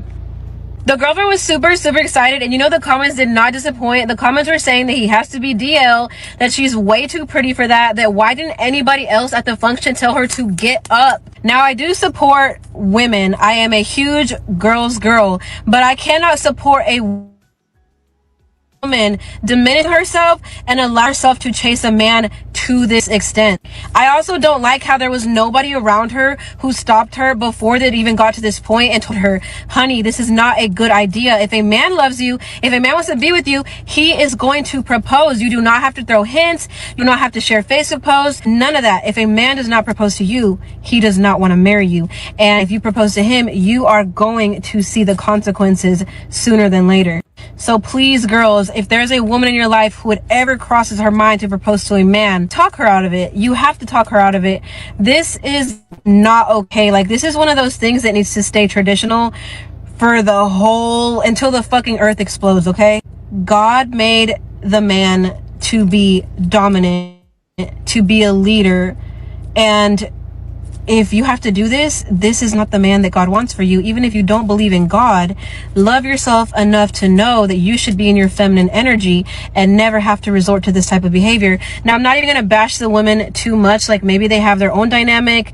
Maybe she knows that he's like goes both ways and she's okay with it. So maybe they're both feminine in their relationship, and maybe this is something they've discussed before, but let's not normalize this. Let's not ever normalize this. Just wanted to come up here and give you guys the update and let y'all know that we are now proposing. She said, let's not normalize this. Let's not ever normalize this, right? We did this last time. We're going to do it this time. We did this last time. We're going to do this time. She says, let's not normalize this ever. Doesn't matter what she says, because what God says, this is going to be normal. Isaiah chapter 4, like you guys often hear me quote, verse 1. Let me see if I can pull it up right here. Make it even larger.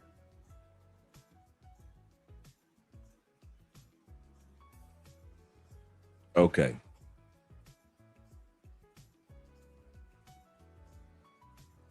And in that day, meaning the final days, 7 women. Now she said, I hope this don't never get normalized. But God says in that day, in the other translation said, in the last or final days, 7 women shall take hold of how many men? Did it say 7 women will wait on one man? Did it say 7 women will wait on 7 men? No, it says 7 women. God says 7 women shall take hold, shall desire, shall want, shall compete for. 7 women, and they will say, we, the 7 women, we will eat our own bread. We'll have our own money, our own houses, our own income. We'll have our own careers. We'll have our own bread. And you ain't got to pay for no clothes because we're going to have our own clothes. All 7 women. That's what the Bible says going to happen. These proposals will become more and more. The Bible says 7 women on average going to be going to one man. Y'all think that it's a lot of women asking men now. The Bible says 7 women going to be hitting up dudes. You know how the world is now where women just throw away proposals like on Kevin Samuels.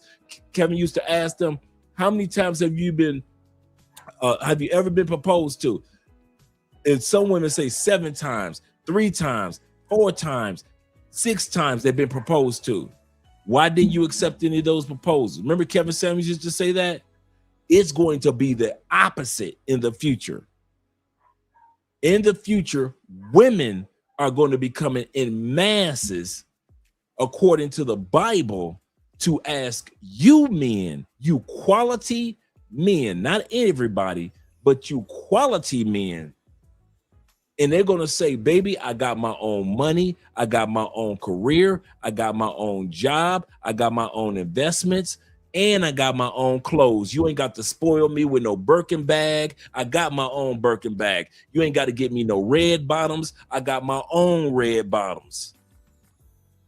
This is what we need for you to do for us. The Bible says this. The only thing that they want this one man to do, let us. They didn't say let me, let us be called by your name. These women are going to be competing for your last name and take away our reproach. And what is the reproach of a woman? Not having kids and not being married. Throughout the Bible, that was the reproach of a woman. Many women throughout the Bible prayed to God, prayed for what? They prayed for a man, and many women prayed, God, please give me a child. I'm the only one in my village that ain't got a child. You are the God of Israel. You're the God of Abraham, Isaac, and Jacob. Please give me a child. Those women are going to be coming to one man to get a last name and to get a baby, to take away that reproach.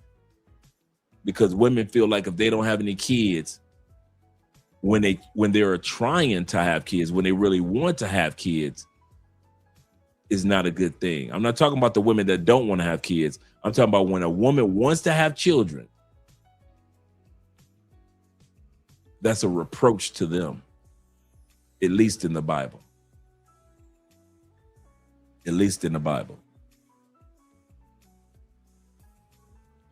That's serious. Shout out to Colby in the building.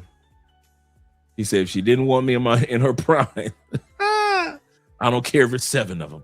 He said, I don't want her in her decline. That's a good point. Keep your proposal.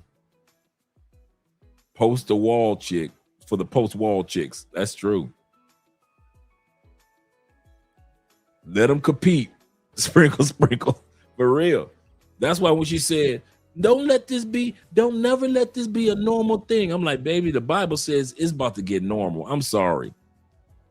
The Bible says that 7 women go come after one dude. I'm sorry, baby.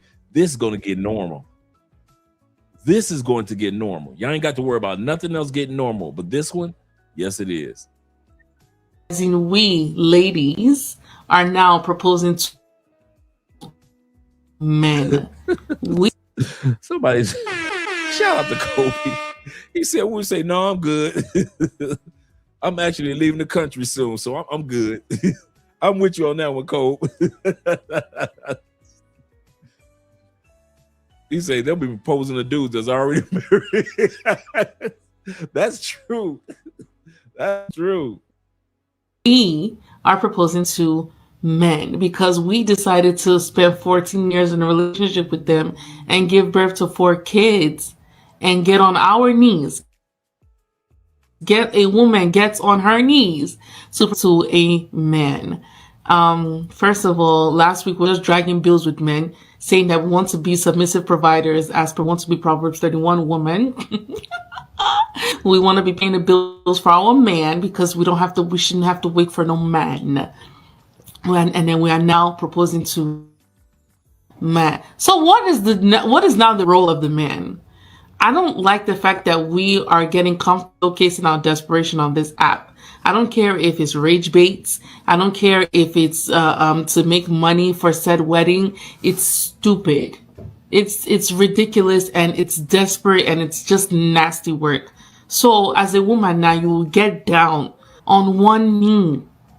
You will get down on your knees. Opposed to a man? So I wanted to ask you something. You want to ask me something? Yes. What the fuck? So you married? Are you being funny? Yeah, I'm serious. Yeah, I would love to marry. Shut the fuck up! Yeah, I would love. Yes. Oh my goodness. Well, it doesn't make it fully, but yeah. I know for me, I never want to get married again. That's not even anything that. How many times have you been married? Just once. Oh, okay. One was good enough for me. I learned I'm like a kid with a hot stove. I burned myself once. I'm Gucci. So I'll never, not to say my. So are you honest with women about She that? did not. Oh yeah. Oh, okay. Yeah, I'm very clear about That's that. good. Like, from the very beginning. You will never have to guess with me. I am very honest. I will always say, this is not what I want. This is what I want. I don't want any more kids, and I do not want to get married. Okay. What is that? I'm just saying, okay. Nah, that okay was. I think if you meet the right person, like the right person, you guys are aligned to be together. You will get. It's funny that women really believe that fantasy that they have in their head that doesn't exist in our head. Men don't talk like that. You'll never, dude, I'm married. Do y'all ever notice that I'm probably one of the most anti-married dudes that y'all watch on YouTube? I don't be telling dudes, hey man, y'all need to come to Colombia, be like me, all these wives out here. You ain't never heard me say nothing like that. I know you dudes say that y'all ain't gonna get married, but man, you go come out, man, the right one gonna make you change. You ain't gonna never hear me say no trash like that. Women think like that. Men don't think like that. Men are like, if I meet her, I meet her. If I don't, and I'm not, I might meet her, but I may not be in a place where I want to get married at that time period. I mean, I might meet her at 25, but she just gonna have to be the one that got away because I ain't ready at 25. I might meet her at 55. But I've been married before and I just got divorced 2 years ago and I don't feel like getting married yet. I might want to get married at 60, but at 55, and I've only been divorced since I was 53, I need some time to myself. So yeah, we might meet somebody, but men already know there's a timing for everything too. It ain't about me just meeting a good person. Is it time for me to marry that good person? Women don't think about stuff like that. They just think she's a good woman. She's the one. So you should go ahead and marry her. Nah, she good. She cool people. She a good situationship. She's a fun girl. She's a wonderful woman. She makes me laugh. But I'm not about to jump the broom with this woman just because she can crack a few jokes. Yeah, they want us to be on that Disney with them. Yep, from the movies from the 90s. Too many rom-coms. You said the right person line is hilarious. Yeah, that's hilarious because they always try to throw that in your face. Zeta says, hey, they became the men they wanted. You go, Queens. You got this. Yay, Queens. Y'all got it. Y'all good. Y'all don't need us. Remember what y'all said? We don't need no man. Hey, okay, go, cool. We'll get our passports and go to the women that say they want men. That's crazy. We'll try to convince that man otherwise. I want. This is what I want. I don't want any more kids, and I do not want to get married. Okay. What is that? I'm just saying, okay. Nah, that okay was. I think if you meet the right person, like the right person, you guys are aligned to be together, you will get married. You know what women do?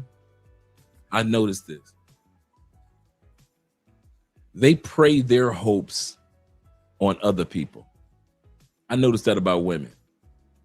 Same thing with the Meg Thee Stallion situation, right? Same thing with the Meg Thee Stallion situation. The reason why women are so adamant about Meg Thee Stallion, how she was done and blah, blah, blah, because they really thought if a 304 like Meg could find a man and Sierra could get a man, if those 304s can get a man, then maybe we can get one too. Same thing in this scenario with this young lady. If a woman could convince this brother who she talking to marry them, this sister thinking, maybe I could talk somebody into marrying me. They always project their little fantasies on everybody else and don't think that we see it. Whether it be their fantasy for themselves or for another woman. AMSM says this. He says, Dre, you in Colombia? He said, leave the hot girl commentary alone. I will, my friend. I will. He said, women think that if it makes sense to F me, everybody else. Yep. They really do, man. Zeta says the Women Project. Shout out to E Breezy in the building as well. He said the Women Project all the time, like seriously look at them, and they tend to try to vicariously, and that's the key word, vicariously live through other women's. It's delusional. Yep, absolutely correct. You guys called it the Women Project. Esco says this. He said they think that they can replicate the result. You guys are calling it. You guys are calling it. They think they can replicate the results with none of the advantages of the women they're looking to. Yeah, they ain't got to be like the women they're looking to, but they think they can replicate the same results. That's an excellent point. Shout out to Theo being in the building. He said, I enjoy watching these women become He said, I love it. Pulling out the big bowl of popcorn. I love watching them becoming old and alone. I don't think so. Well, and the reason being is because marriage doesn't hold the same value to me as it may other people. you okay? Yeah. So for me, like marriage is You've just like already a piece of experienced paper. Like I don't mind being in a monogamous relationship. We can live together. We can do life together. We can grow together. We can have joint accounts. We'll do everything that looks like marriage on paper, except for the ceremony. 'Cause I just feel like Is it the process? you know, The marriage that Woman is currently viral for proposing to her daddy at her 7th baby shower. Here is the proposal, and here she is getting down on one knee while heavily pregnant in front of her king to let him know that it's time to make an honest woman out of her. Now, I'm not sure if all 7 kids belong to them together, but it doesn't seem so. This is the woman who proposed to her baby daddy, Nicole Marie, on Facebook. She has been clapping back all day long. Let's read her caption about her proposal. So, a woman proposing to a man is desperate and a pick-me, yes, but a lot of y'all watching y'all baby daddies, other baby mamas, pages, and shambles. Let's pause here. Ladies, I need y'all to stop assuming that all women have baby daddies.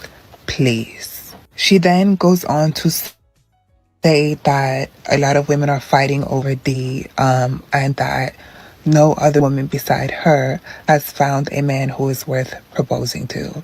I feel like if he was actually worth his, what do I know? Ladies, you might believe that a baby is a bigger commitment than a marriage, but guess what men believe? Men will not hesitate to get you pregnant because it costs them nothing. But they will hesitate to marry you because it will cost them something. And Nicole Marie, come on, your baby daddy is one of the demographics. We already know that they don't care about leaving their kids behind. You can tell that her little caption is just her trying to make herself feel better about having baby after baby after baby with a man who does not value family building or commitment. And even if he said yes out of embarrassment and put that ring on his finger, he's not going to marry you, because if he wanted to marry you, he would have done that a few kids ago. I've actually heard quite a few women in my lifetime say, oh, I don't want to be a baby mama, I want to be a wife after having kids. And I'm not saying it's not possible, but you and I both know that the men that y'all like are not going to make you wives. Ladies, if you want certain things for your life, make them so, and stop going on a ride with these men who mean you no good. This is them after the proposal, by the way. The facial expressions are what was getting me right now. Do y'all think he said yes? And would you propose to your baby daddy at your baby shower? Sound off in the comments.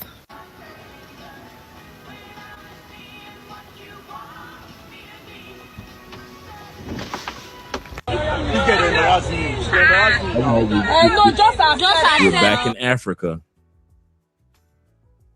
This is not just an American thing. We're back in Africa again.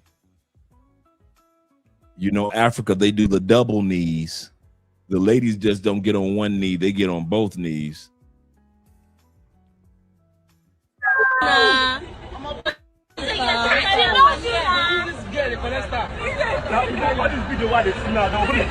don't like Say yes now. So this side back here, she's begging you. Say yes. Just say yes. Please now. Just say yes. Say yes first. Yes. Say yes now.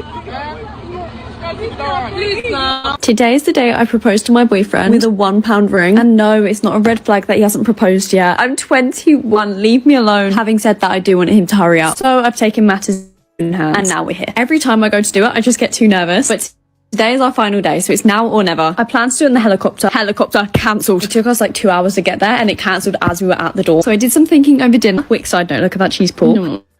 And I thought, we're in New York, what's more classic than a Times Square proposal? So I forced in there. You wanted to go home? I said, no, we're going to Times Square. And I popped the question. If you want to see his reaction, go watch my video. We are back with more signs of a shut up ring. Coming in hot at number 1. You proposing to the guy. I mean, if he wanted to, he would. I'm trying to save you all from this girlfriend to forever fade pipeline. Please Look at listen. my man standing there. hands on his shoulders. I mean, hands on his hips. He like, why are you here in my hallway? I was upstairs watching the football game in my shorts. He dressed like he on chill mode at the house after a long day of work. Here she come from the other side of the city with flowers.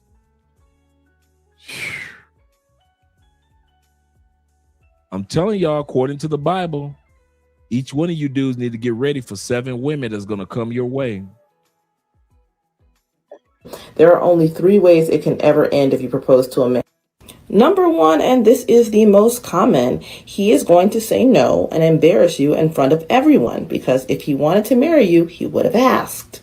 So please, don't let this happen to you. This is happening in multiple of these videos. So this woman just sadly rejected in front of this whole crowd of people. He literally tells her to get up and tells people to turn the music on to cover up this very embarrassing moment. Here's another such scenario. I mean, the guy is visibly embarrassed. You know, he's pulling back, is not really that whatever, really trying to play this whole thing off. A guy, because he's so embarrassed in these cases as well.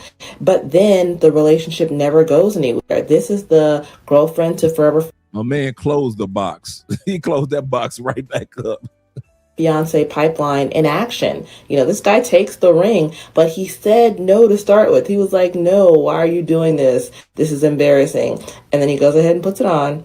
And it's just like, okay, but I would love to see where this ended up happening. I mean, even the commenters say this was hard to watch. Red flag, no was his first answer. Save yourself, humility to watch. I mean, it's not just me. Everybody's kind of in agreement here. So in the case that he does say yes, one of 2 things will happen.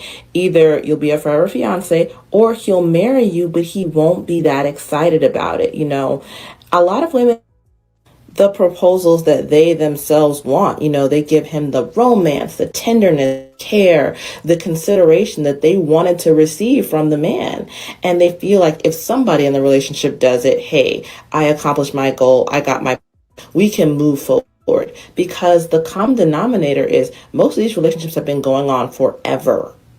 I mean, check out what this one has to say. Basically, me and my boyfriend have been together for 12 years. 12 years. The one in the first video, 5 years. Another one also in 10 years and 7 years. Baby, he's been with you just as long as you've been with him. If in a decade he hasn't figured out he wants to marry you, it's because he doesn't. And some women say, well, what if we haven't been together that long? What if it's only been a year or 2? And what if he was planning to propose to me? Why can't I be excited about my man? Well, let me tell you what happens in those cases. I wish I could have found the video. But a couple years back, one of the Miss America contestants proposed to her boyfriend backstage when she came off. And the guy looked so taken aback. Why? Because he was planning to propose to her. And then after, she goes back out and performs or something. So basically, he ends up re-proposing to her, but he was like very upset and clearly disappointed because he had this whole thing planned. He wanted to propose to her, and I guess not at that time because he didn't want to shine away from her. But yeah, if he wanted to propose to you, if he's actually going to propose to you, you're stealing his special moment. Men who are excited about you can't wait to down on one knee. So don't rob him of the moment. And the thing is, if it's been a long time, he was not going to propose. Women, we think we're being slick. You think you're going to chivvy the relationship along. You're not. All you're going to do is force things to a head. It's okay to leave. If he's never going to be the one, if he's never going to be as excited about you as you deserve, it's fine. Just run. You deserve someone who adores you, who can't plan a special proposal for you. I actually had a ton more points, but of course now I've run out of time. So if you want more, like and follow for more. You think you want to get married one day? No, marriage is not for me. You know what I mean? The custom and it's not a good business move for me. You know what I mean? But I am all for. Why you know, not a good business. Yeah, I wouldn't want to marry. You know, well, first of all, let me just say, you know what I mean, to be able to go and sign an agreement, you know what I mean, to the courthouse to validate my love or to validate how I'm gonna show up in your life, like it just doesn't equate to the type of love that I have to give. Some people feel like for legal purposes, like if something happens to somebody. Yeah, that's already to know- protecting you. I mean, I don't know. That's not how I was raised. You know what I'm saying? I wasn't raised, in a home where it was like marriage, was a status symbol. It's love is none of those things that it is for the idea of marriage for me. You know what I'm saying? So that's the real reason why and even in the business, aspect, to really wealthy men, you know what I'm saying, that have amassed, billions, that is their worst business move. You do a prenup? Yeah, I mean, Have you always felt that way? Like all of your young adult and into. Well, I never grew up seeing a marriage really work like happily. You know what I mean? I've always just seen people put up with each other. You know what I'm saying? Yeah, I agree so it's with like you. marriage Not that a ain't even couple, like not a lot.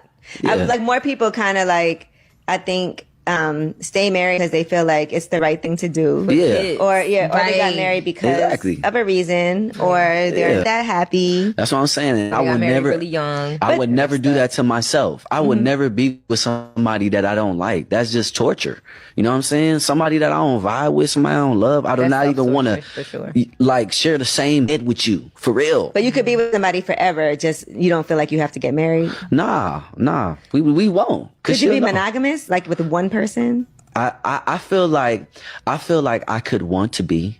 I feel like I could want to be. Good answer. Yeah, I feel like I could want to be. I feel like I'm supposed to be. Yeah, no, I feel like I could want to be, but if I'm being honest, like, I don't know, in the physical aspect, I don't know. You know what I mean? I don't know that one woman has made me feel like just on a mental and a physical level, like, damn, I don't even need nothing else. Like, I've never felt like that. You know what I'm saying? No you woman. think it's possible? For sure. Yeah, maybe when you get older. Yeah, maybe. But you know what I mean? When you get it out your system. I don't know. I'm pretty, sound in my energy. You know what I mean? It's, for a woman to have to deal with me, she got to be a special type of woman, that deals with energy in a way. You know what I'm saying? So, yeah, we'll see.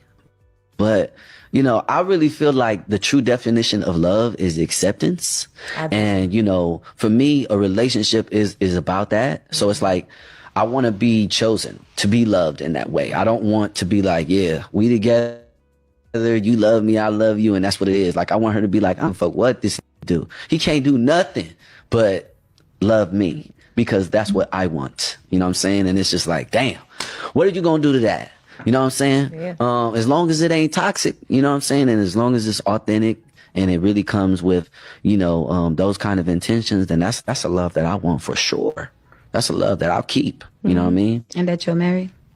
And that I will. What if she has more than you as a business arrangement? Like, let's just say that she's wealthy. Yeah, for sure. Tons of money. Okay. Then that's a good. Yeah, for sure. Then you'll get married. No, I wouldn't get married. No, baby. Excuse me. Let me beat. It ain't about the cheese. Okay.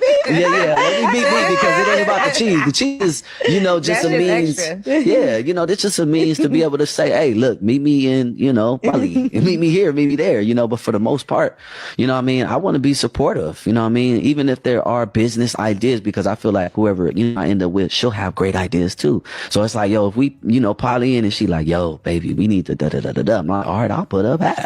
Like, I would love to do that with a woman. You know what I'm saying? Because that's really exercising the value of the relationship. You know what I'm saying? So I'm interested in stuff like that. If she got more bands, because of her family or something like that, or just herself, or her hard work. You know what I mean? Or OnlyFans. Now, what? You pushing it now, Angela? Give him a shot. Now, that's his business. Now, everybody got their own thing. Currency chasing. That's a Tupac line. Yeah, but hey, to each his reach. You know what I'm saying? I don't know if that would particularly be my, definitely something to have fun with. You know what I mean? But maybe not. The end all be all, and I hate no women that have that hustle. You know what I'm saying? It's just energetically different. You know what I mean? For someone like me, If there's one thing I learned from this Christmas is that there are way more women proposing to men than I ever would have imagined. And trust me, I am a girl's girl. I'm all for supporting you. So I support you not doing that. I have yet to see a reaction from a man that is genuine or appreciative or like wanting to get married. Now listen, I love you guys. I want you to be happy. But some of y'all are dating pure fucking hobos. Like, and it is obvious. And this is coming from somebody who was in a 9-year relationship with somebody who literally, I would have sworn, hated my fucking guts. And I held on for dear fucking life. I even told him I wanted a ring. And literally, we took pictures for him to propose to me. But I had, like, basically planned the whole thing. I was in my 20s and we had a baby and everything like that. I deleted those pictures because it's fucking cringy. And thank God we didn't get married. Thank God, because the best thing I ever did was separate myself from that relationship. We're still very close. We co-parent as close as possible. We, try to keep our son's best interest. So she stayed around with him long enough not to get married, but to get knocked up. You can't make this mess up, man. You cannot make this mess up. She stayed around long enough not to get married, but to get knocked up. But yet and still, she said these type of men are hobos. So you got knocked up by a hobo. You stayed around all those years just so you get knocked up by a hobo. Yep, keyword was. And they had a child. Absolutely. Y'all caught that, right? So I'm not the only one. Bass backwards. Seriously. Bass backwards. Yep, she want to call him homosexual, but yet she was able to give him the most precious thing that she had to offer a man. A child. These women here. Or at least I do. But you guys, listen, take it from somebody who was desperate for that family unit, so desperate for that love.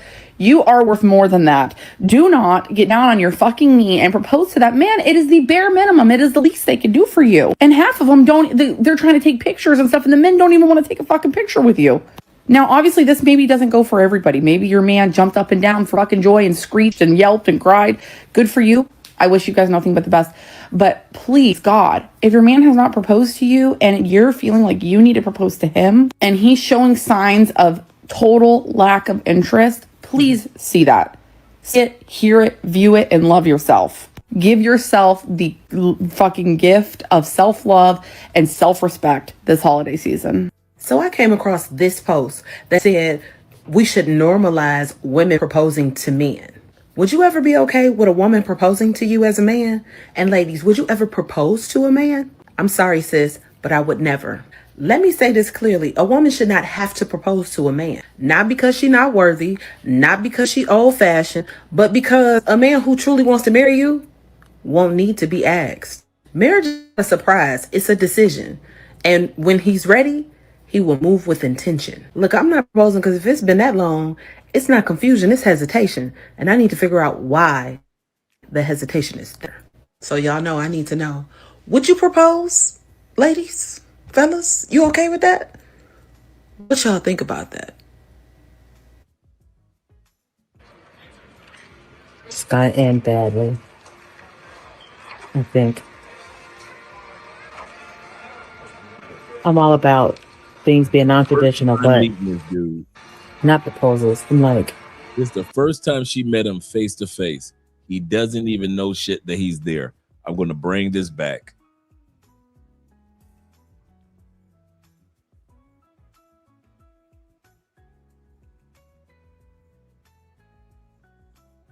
Ladies, fellas, you okay?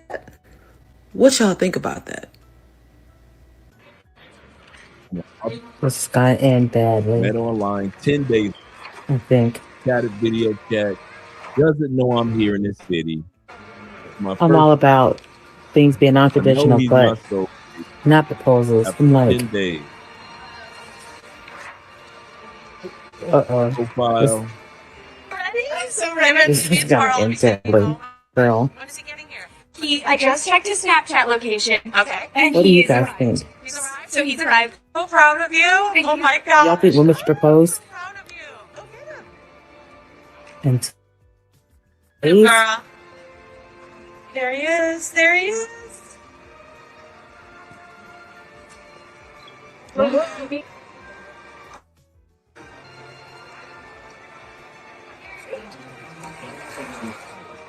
Over the past week, I've seen 3 women. Bruh.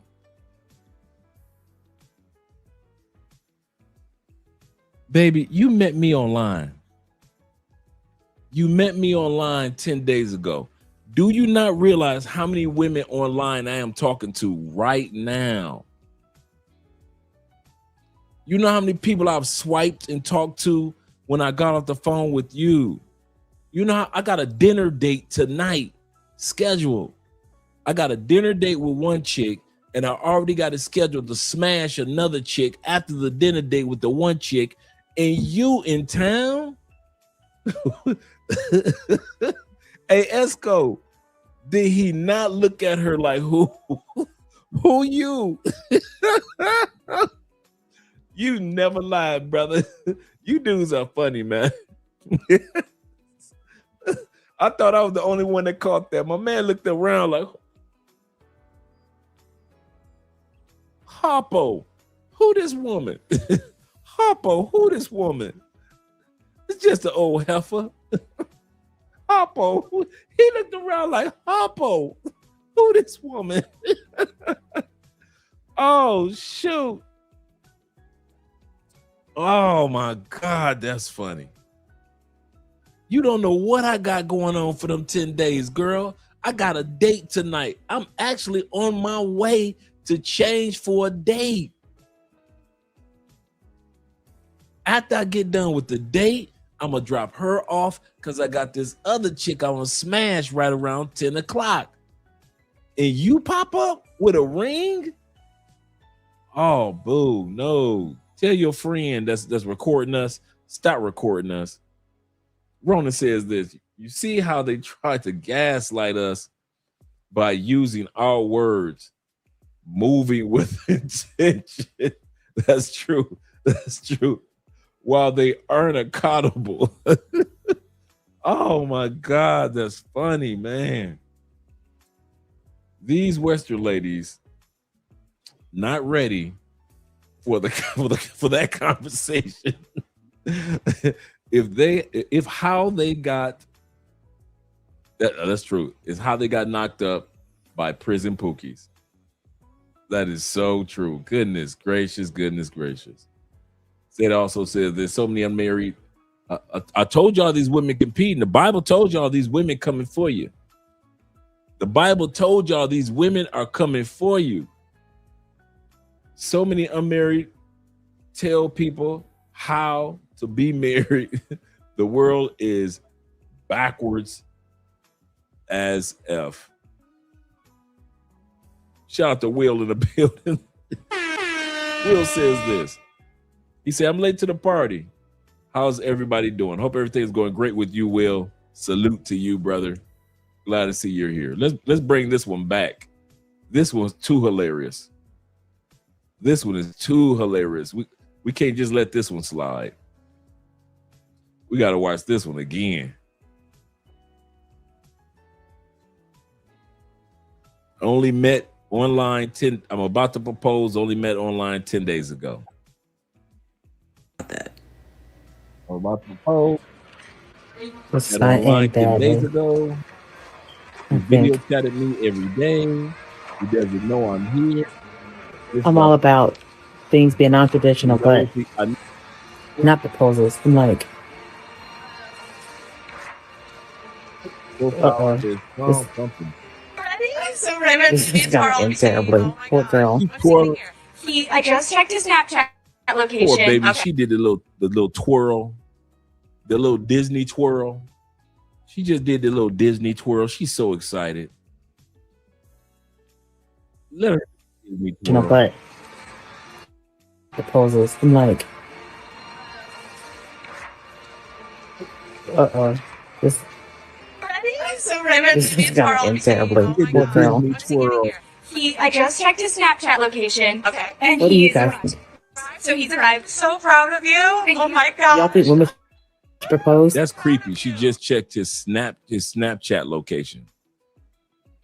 I think we kind of overlooked that creepy part.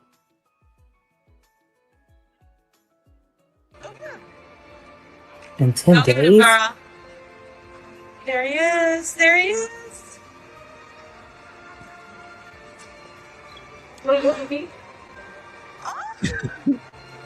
Harpo, who this lady Harpo? Harpo. Where is Harpo when you need him? Where is Harpo when you need him? Yeah. Wait, Snapchat gives out locations? Quite obviously it does. For all you guys that don't know, y'all better check y'all Snapchat locations. All y'all in the comments look nervous than a motherfucker. Y'all sounding nervous in the comments, bro. Y'all sound nervous in the comments. I'm just letting you know. Yes, Snapchat. Oh my God. Y'all better get y'all Snapchat and look, y'all better go directly to your settings.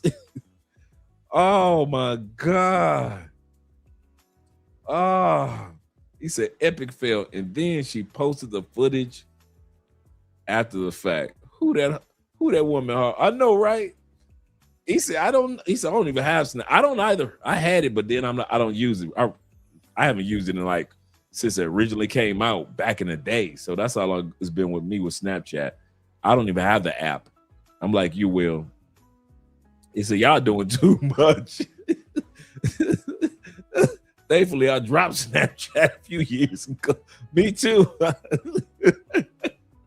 Dude say, this ain't to say, oh, hell no. African Wolf said, he said, wait, Snapchat killed our locations. Oh my God, y'all funny.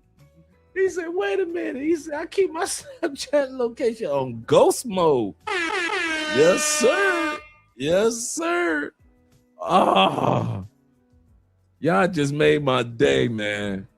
I kid you not. Yep. He said, turn that location off, gents. He said, he did that long ago. Oh my God. He said, I haven't used Snapchat. He said, in forever, thankfully. Me too, man. Yeah, they shook up now, Jeff. These dudes like, what? You say Snapchat do what? Oh, shoot. I didn't think I was going to get a good laugh tonight. I thought this was going to be a super serious episode. Oh, I thought this was going to be a super serious episode. You guys done turned it around. He said, now they're getting scared. The state said women will propose to y'all. All you dudes in Texas, y'all gonna have chicks from Houston driving up to Dallas. She know exactly what she gonna know exactly what Galleria you in. Oh my God, that's funny. Oh, y'all made my day, I swear. Thank you very much. That's a good laugh, gentlemen. Y'all made my day. He said, I think I stopped using Snapchat after I heard people could still recover your messages. He said, I don't like that. He said, I need my message to self-destruct. Absolutely correct. Like Mission Impossible. Absolutely correct. I'm with you on that one. Oh, man, you guys made my day.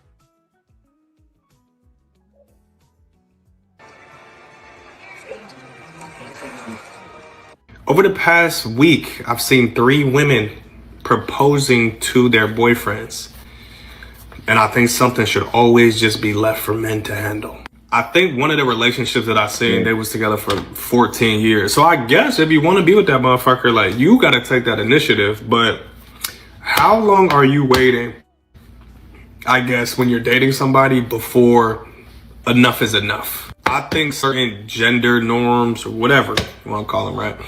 Those should be upheld. I couldn't even imagine my girlfriend getting on one knee to propose to me. I would just look like a fool.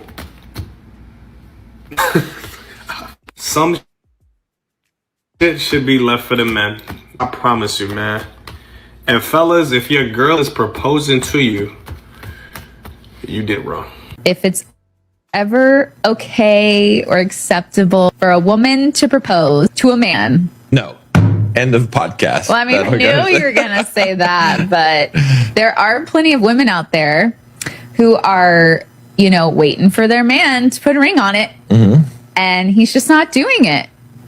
And I get that in some situations where it's been a long time, maybe they have kids together, that she might get to a point, she's like, shoot, I'll get down on one knee and put a ring on it. But I know that women don't really want to do that because even waiting so long for a man to propose to her, it makes her feel a certain type of way. So if she did it, you know, that would also kind of take away the specialness of him finally proposing to her, right? For sure.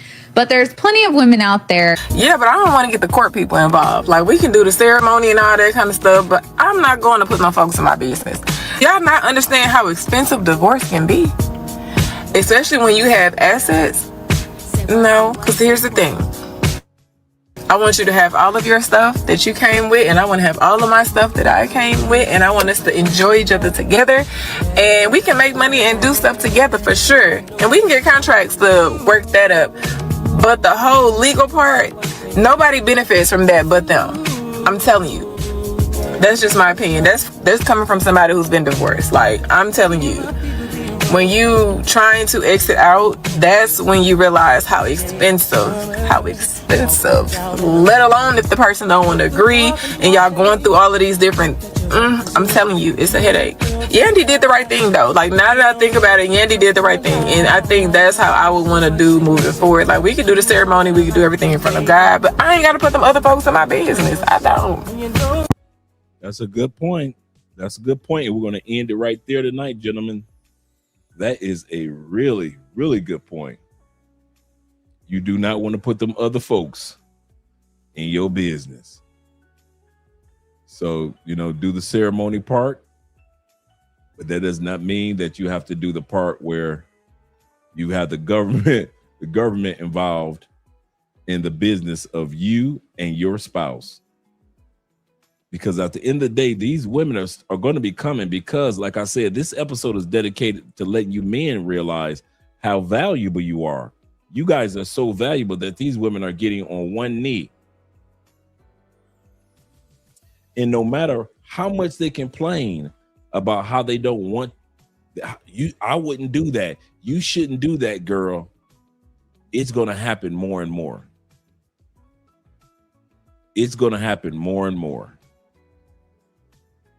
So remember, guys, Friday episode is going to be about if Will, T-Mac, I'm going to have to reach out to you guys. Friday's episode is going to be about men that have relocated to Medellin, Colombia, and how is life there really? You know, because we hear the social media part about dudes being turned around or dudes being deported, but there are a lot of guys that are making and building great lives in Colombia. And we're going to have some of those guys here on Friday to let you guys know and keep you guys encouraged that there's a great life here on Friday. Tomorrow episode, we're going to talk about, I just remembered, I got the video already started. Sister gets arrested in Bali, and they're telling her, you either come out of $75,000 or you're going to do 4 years in jail for 5 ounces of marijuana. So that's tomorrow episode. These passport sisters out there still acting like they don't have any sense. Yes, sir. My brother says this. Zeta says, no, ladies, don't come to me or propose to me. He said, I'm cool. He said, y'all can find a plantation bros. Yes, sir. For that, I am not risking it. Oh, yeah. Yes, sir. Yes, sir. Appreciate you gentlemen being here. Yeah. But here's it's not a lot, but here's the law. The laws in Bali said, or Indonesia say this, it is a class 1 narcotic on the same level of heroin and cocaine. I'll say that again. Yeah, the United States, excuse me, or in other countries, marijuana may not hold that much weight. But in Indonesia, you might as well be walking in with cocaine or heroin, because marijuana is the exact same class A. The exact same class A. So we're going to be looking at that case as well as other cases with passport sisters crashing out again. We're going to look at that tomorrow. Oh, did I say ounces? Yeah, it was. I mean, you might have been right. It might have been grams. I said ounces, but yeah, grams. But even with those grams, she's looking at 4 years. So we're going to look at what took place. Why'd she get over there? Yeah, I'm looking forward to Friday as well. We're going to have some fun on that day. We are going to have some fun, Will. He said, just buy your drugs in their country. He said, I know drugs are legal in some countries. That is true. But people always feel they got to sneak something in. 5 ounces. I got a couple of arrests of people trying to take stuff to other countries that we're going to be looking at passport sisters tomorrow. Crashing out, bruh. Yes, sir. All right, gentlemen, let's get ready to do our outro video. Let's do our outro. Since you guys were so encouraged with the belly dancing video the other day, we're going to start with the belly dancing once again.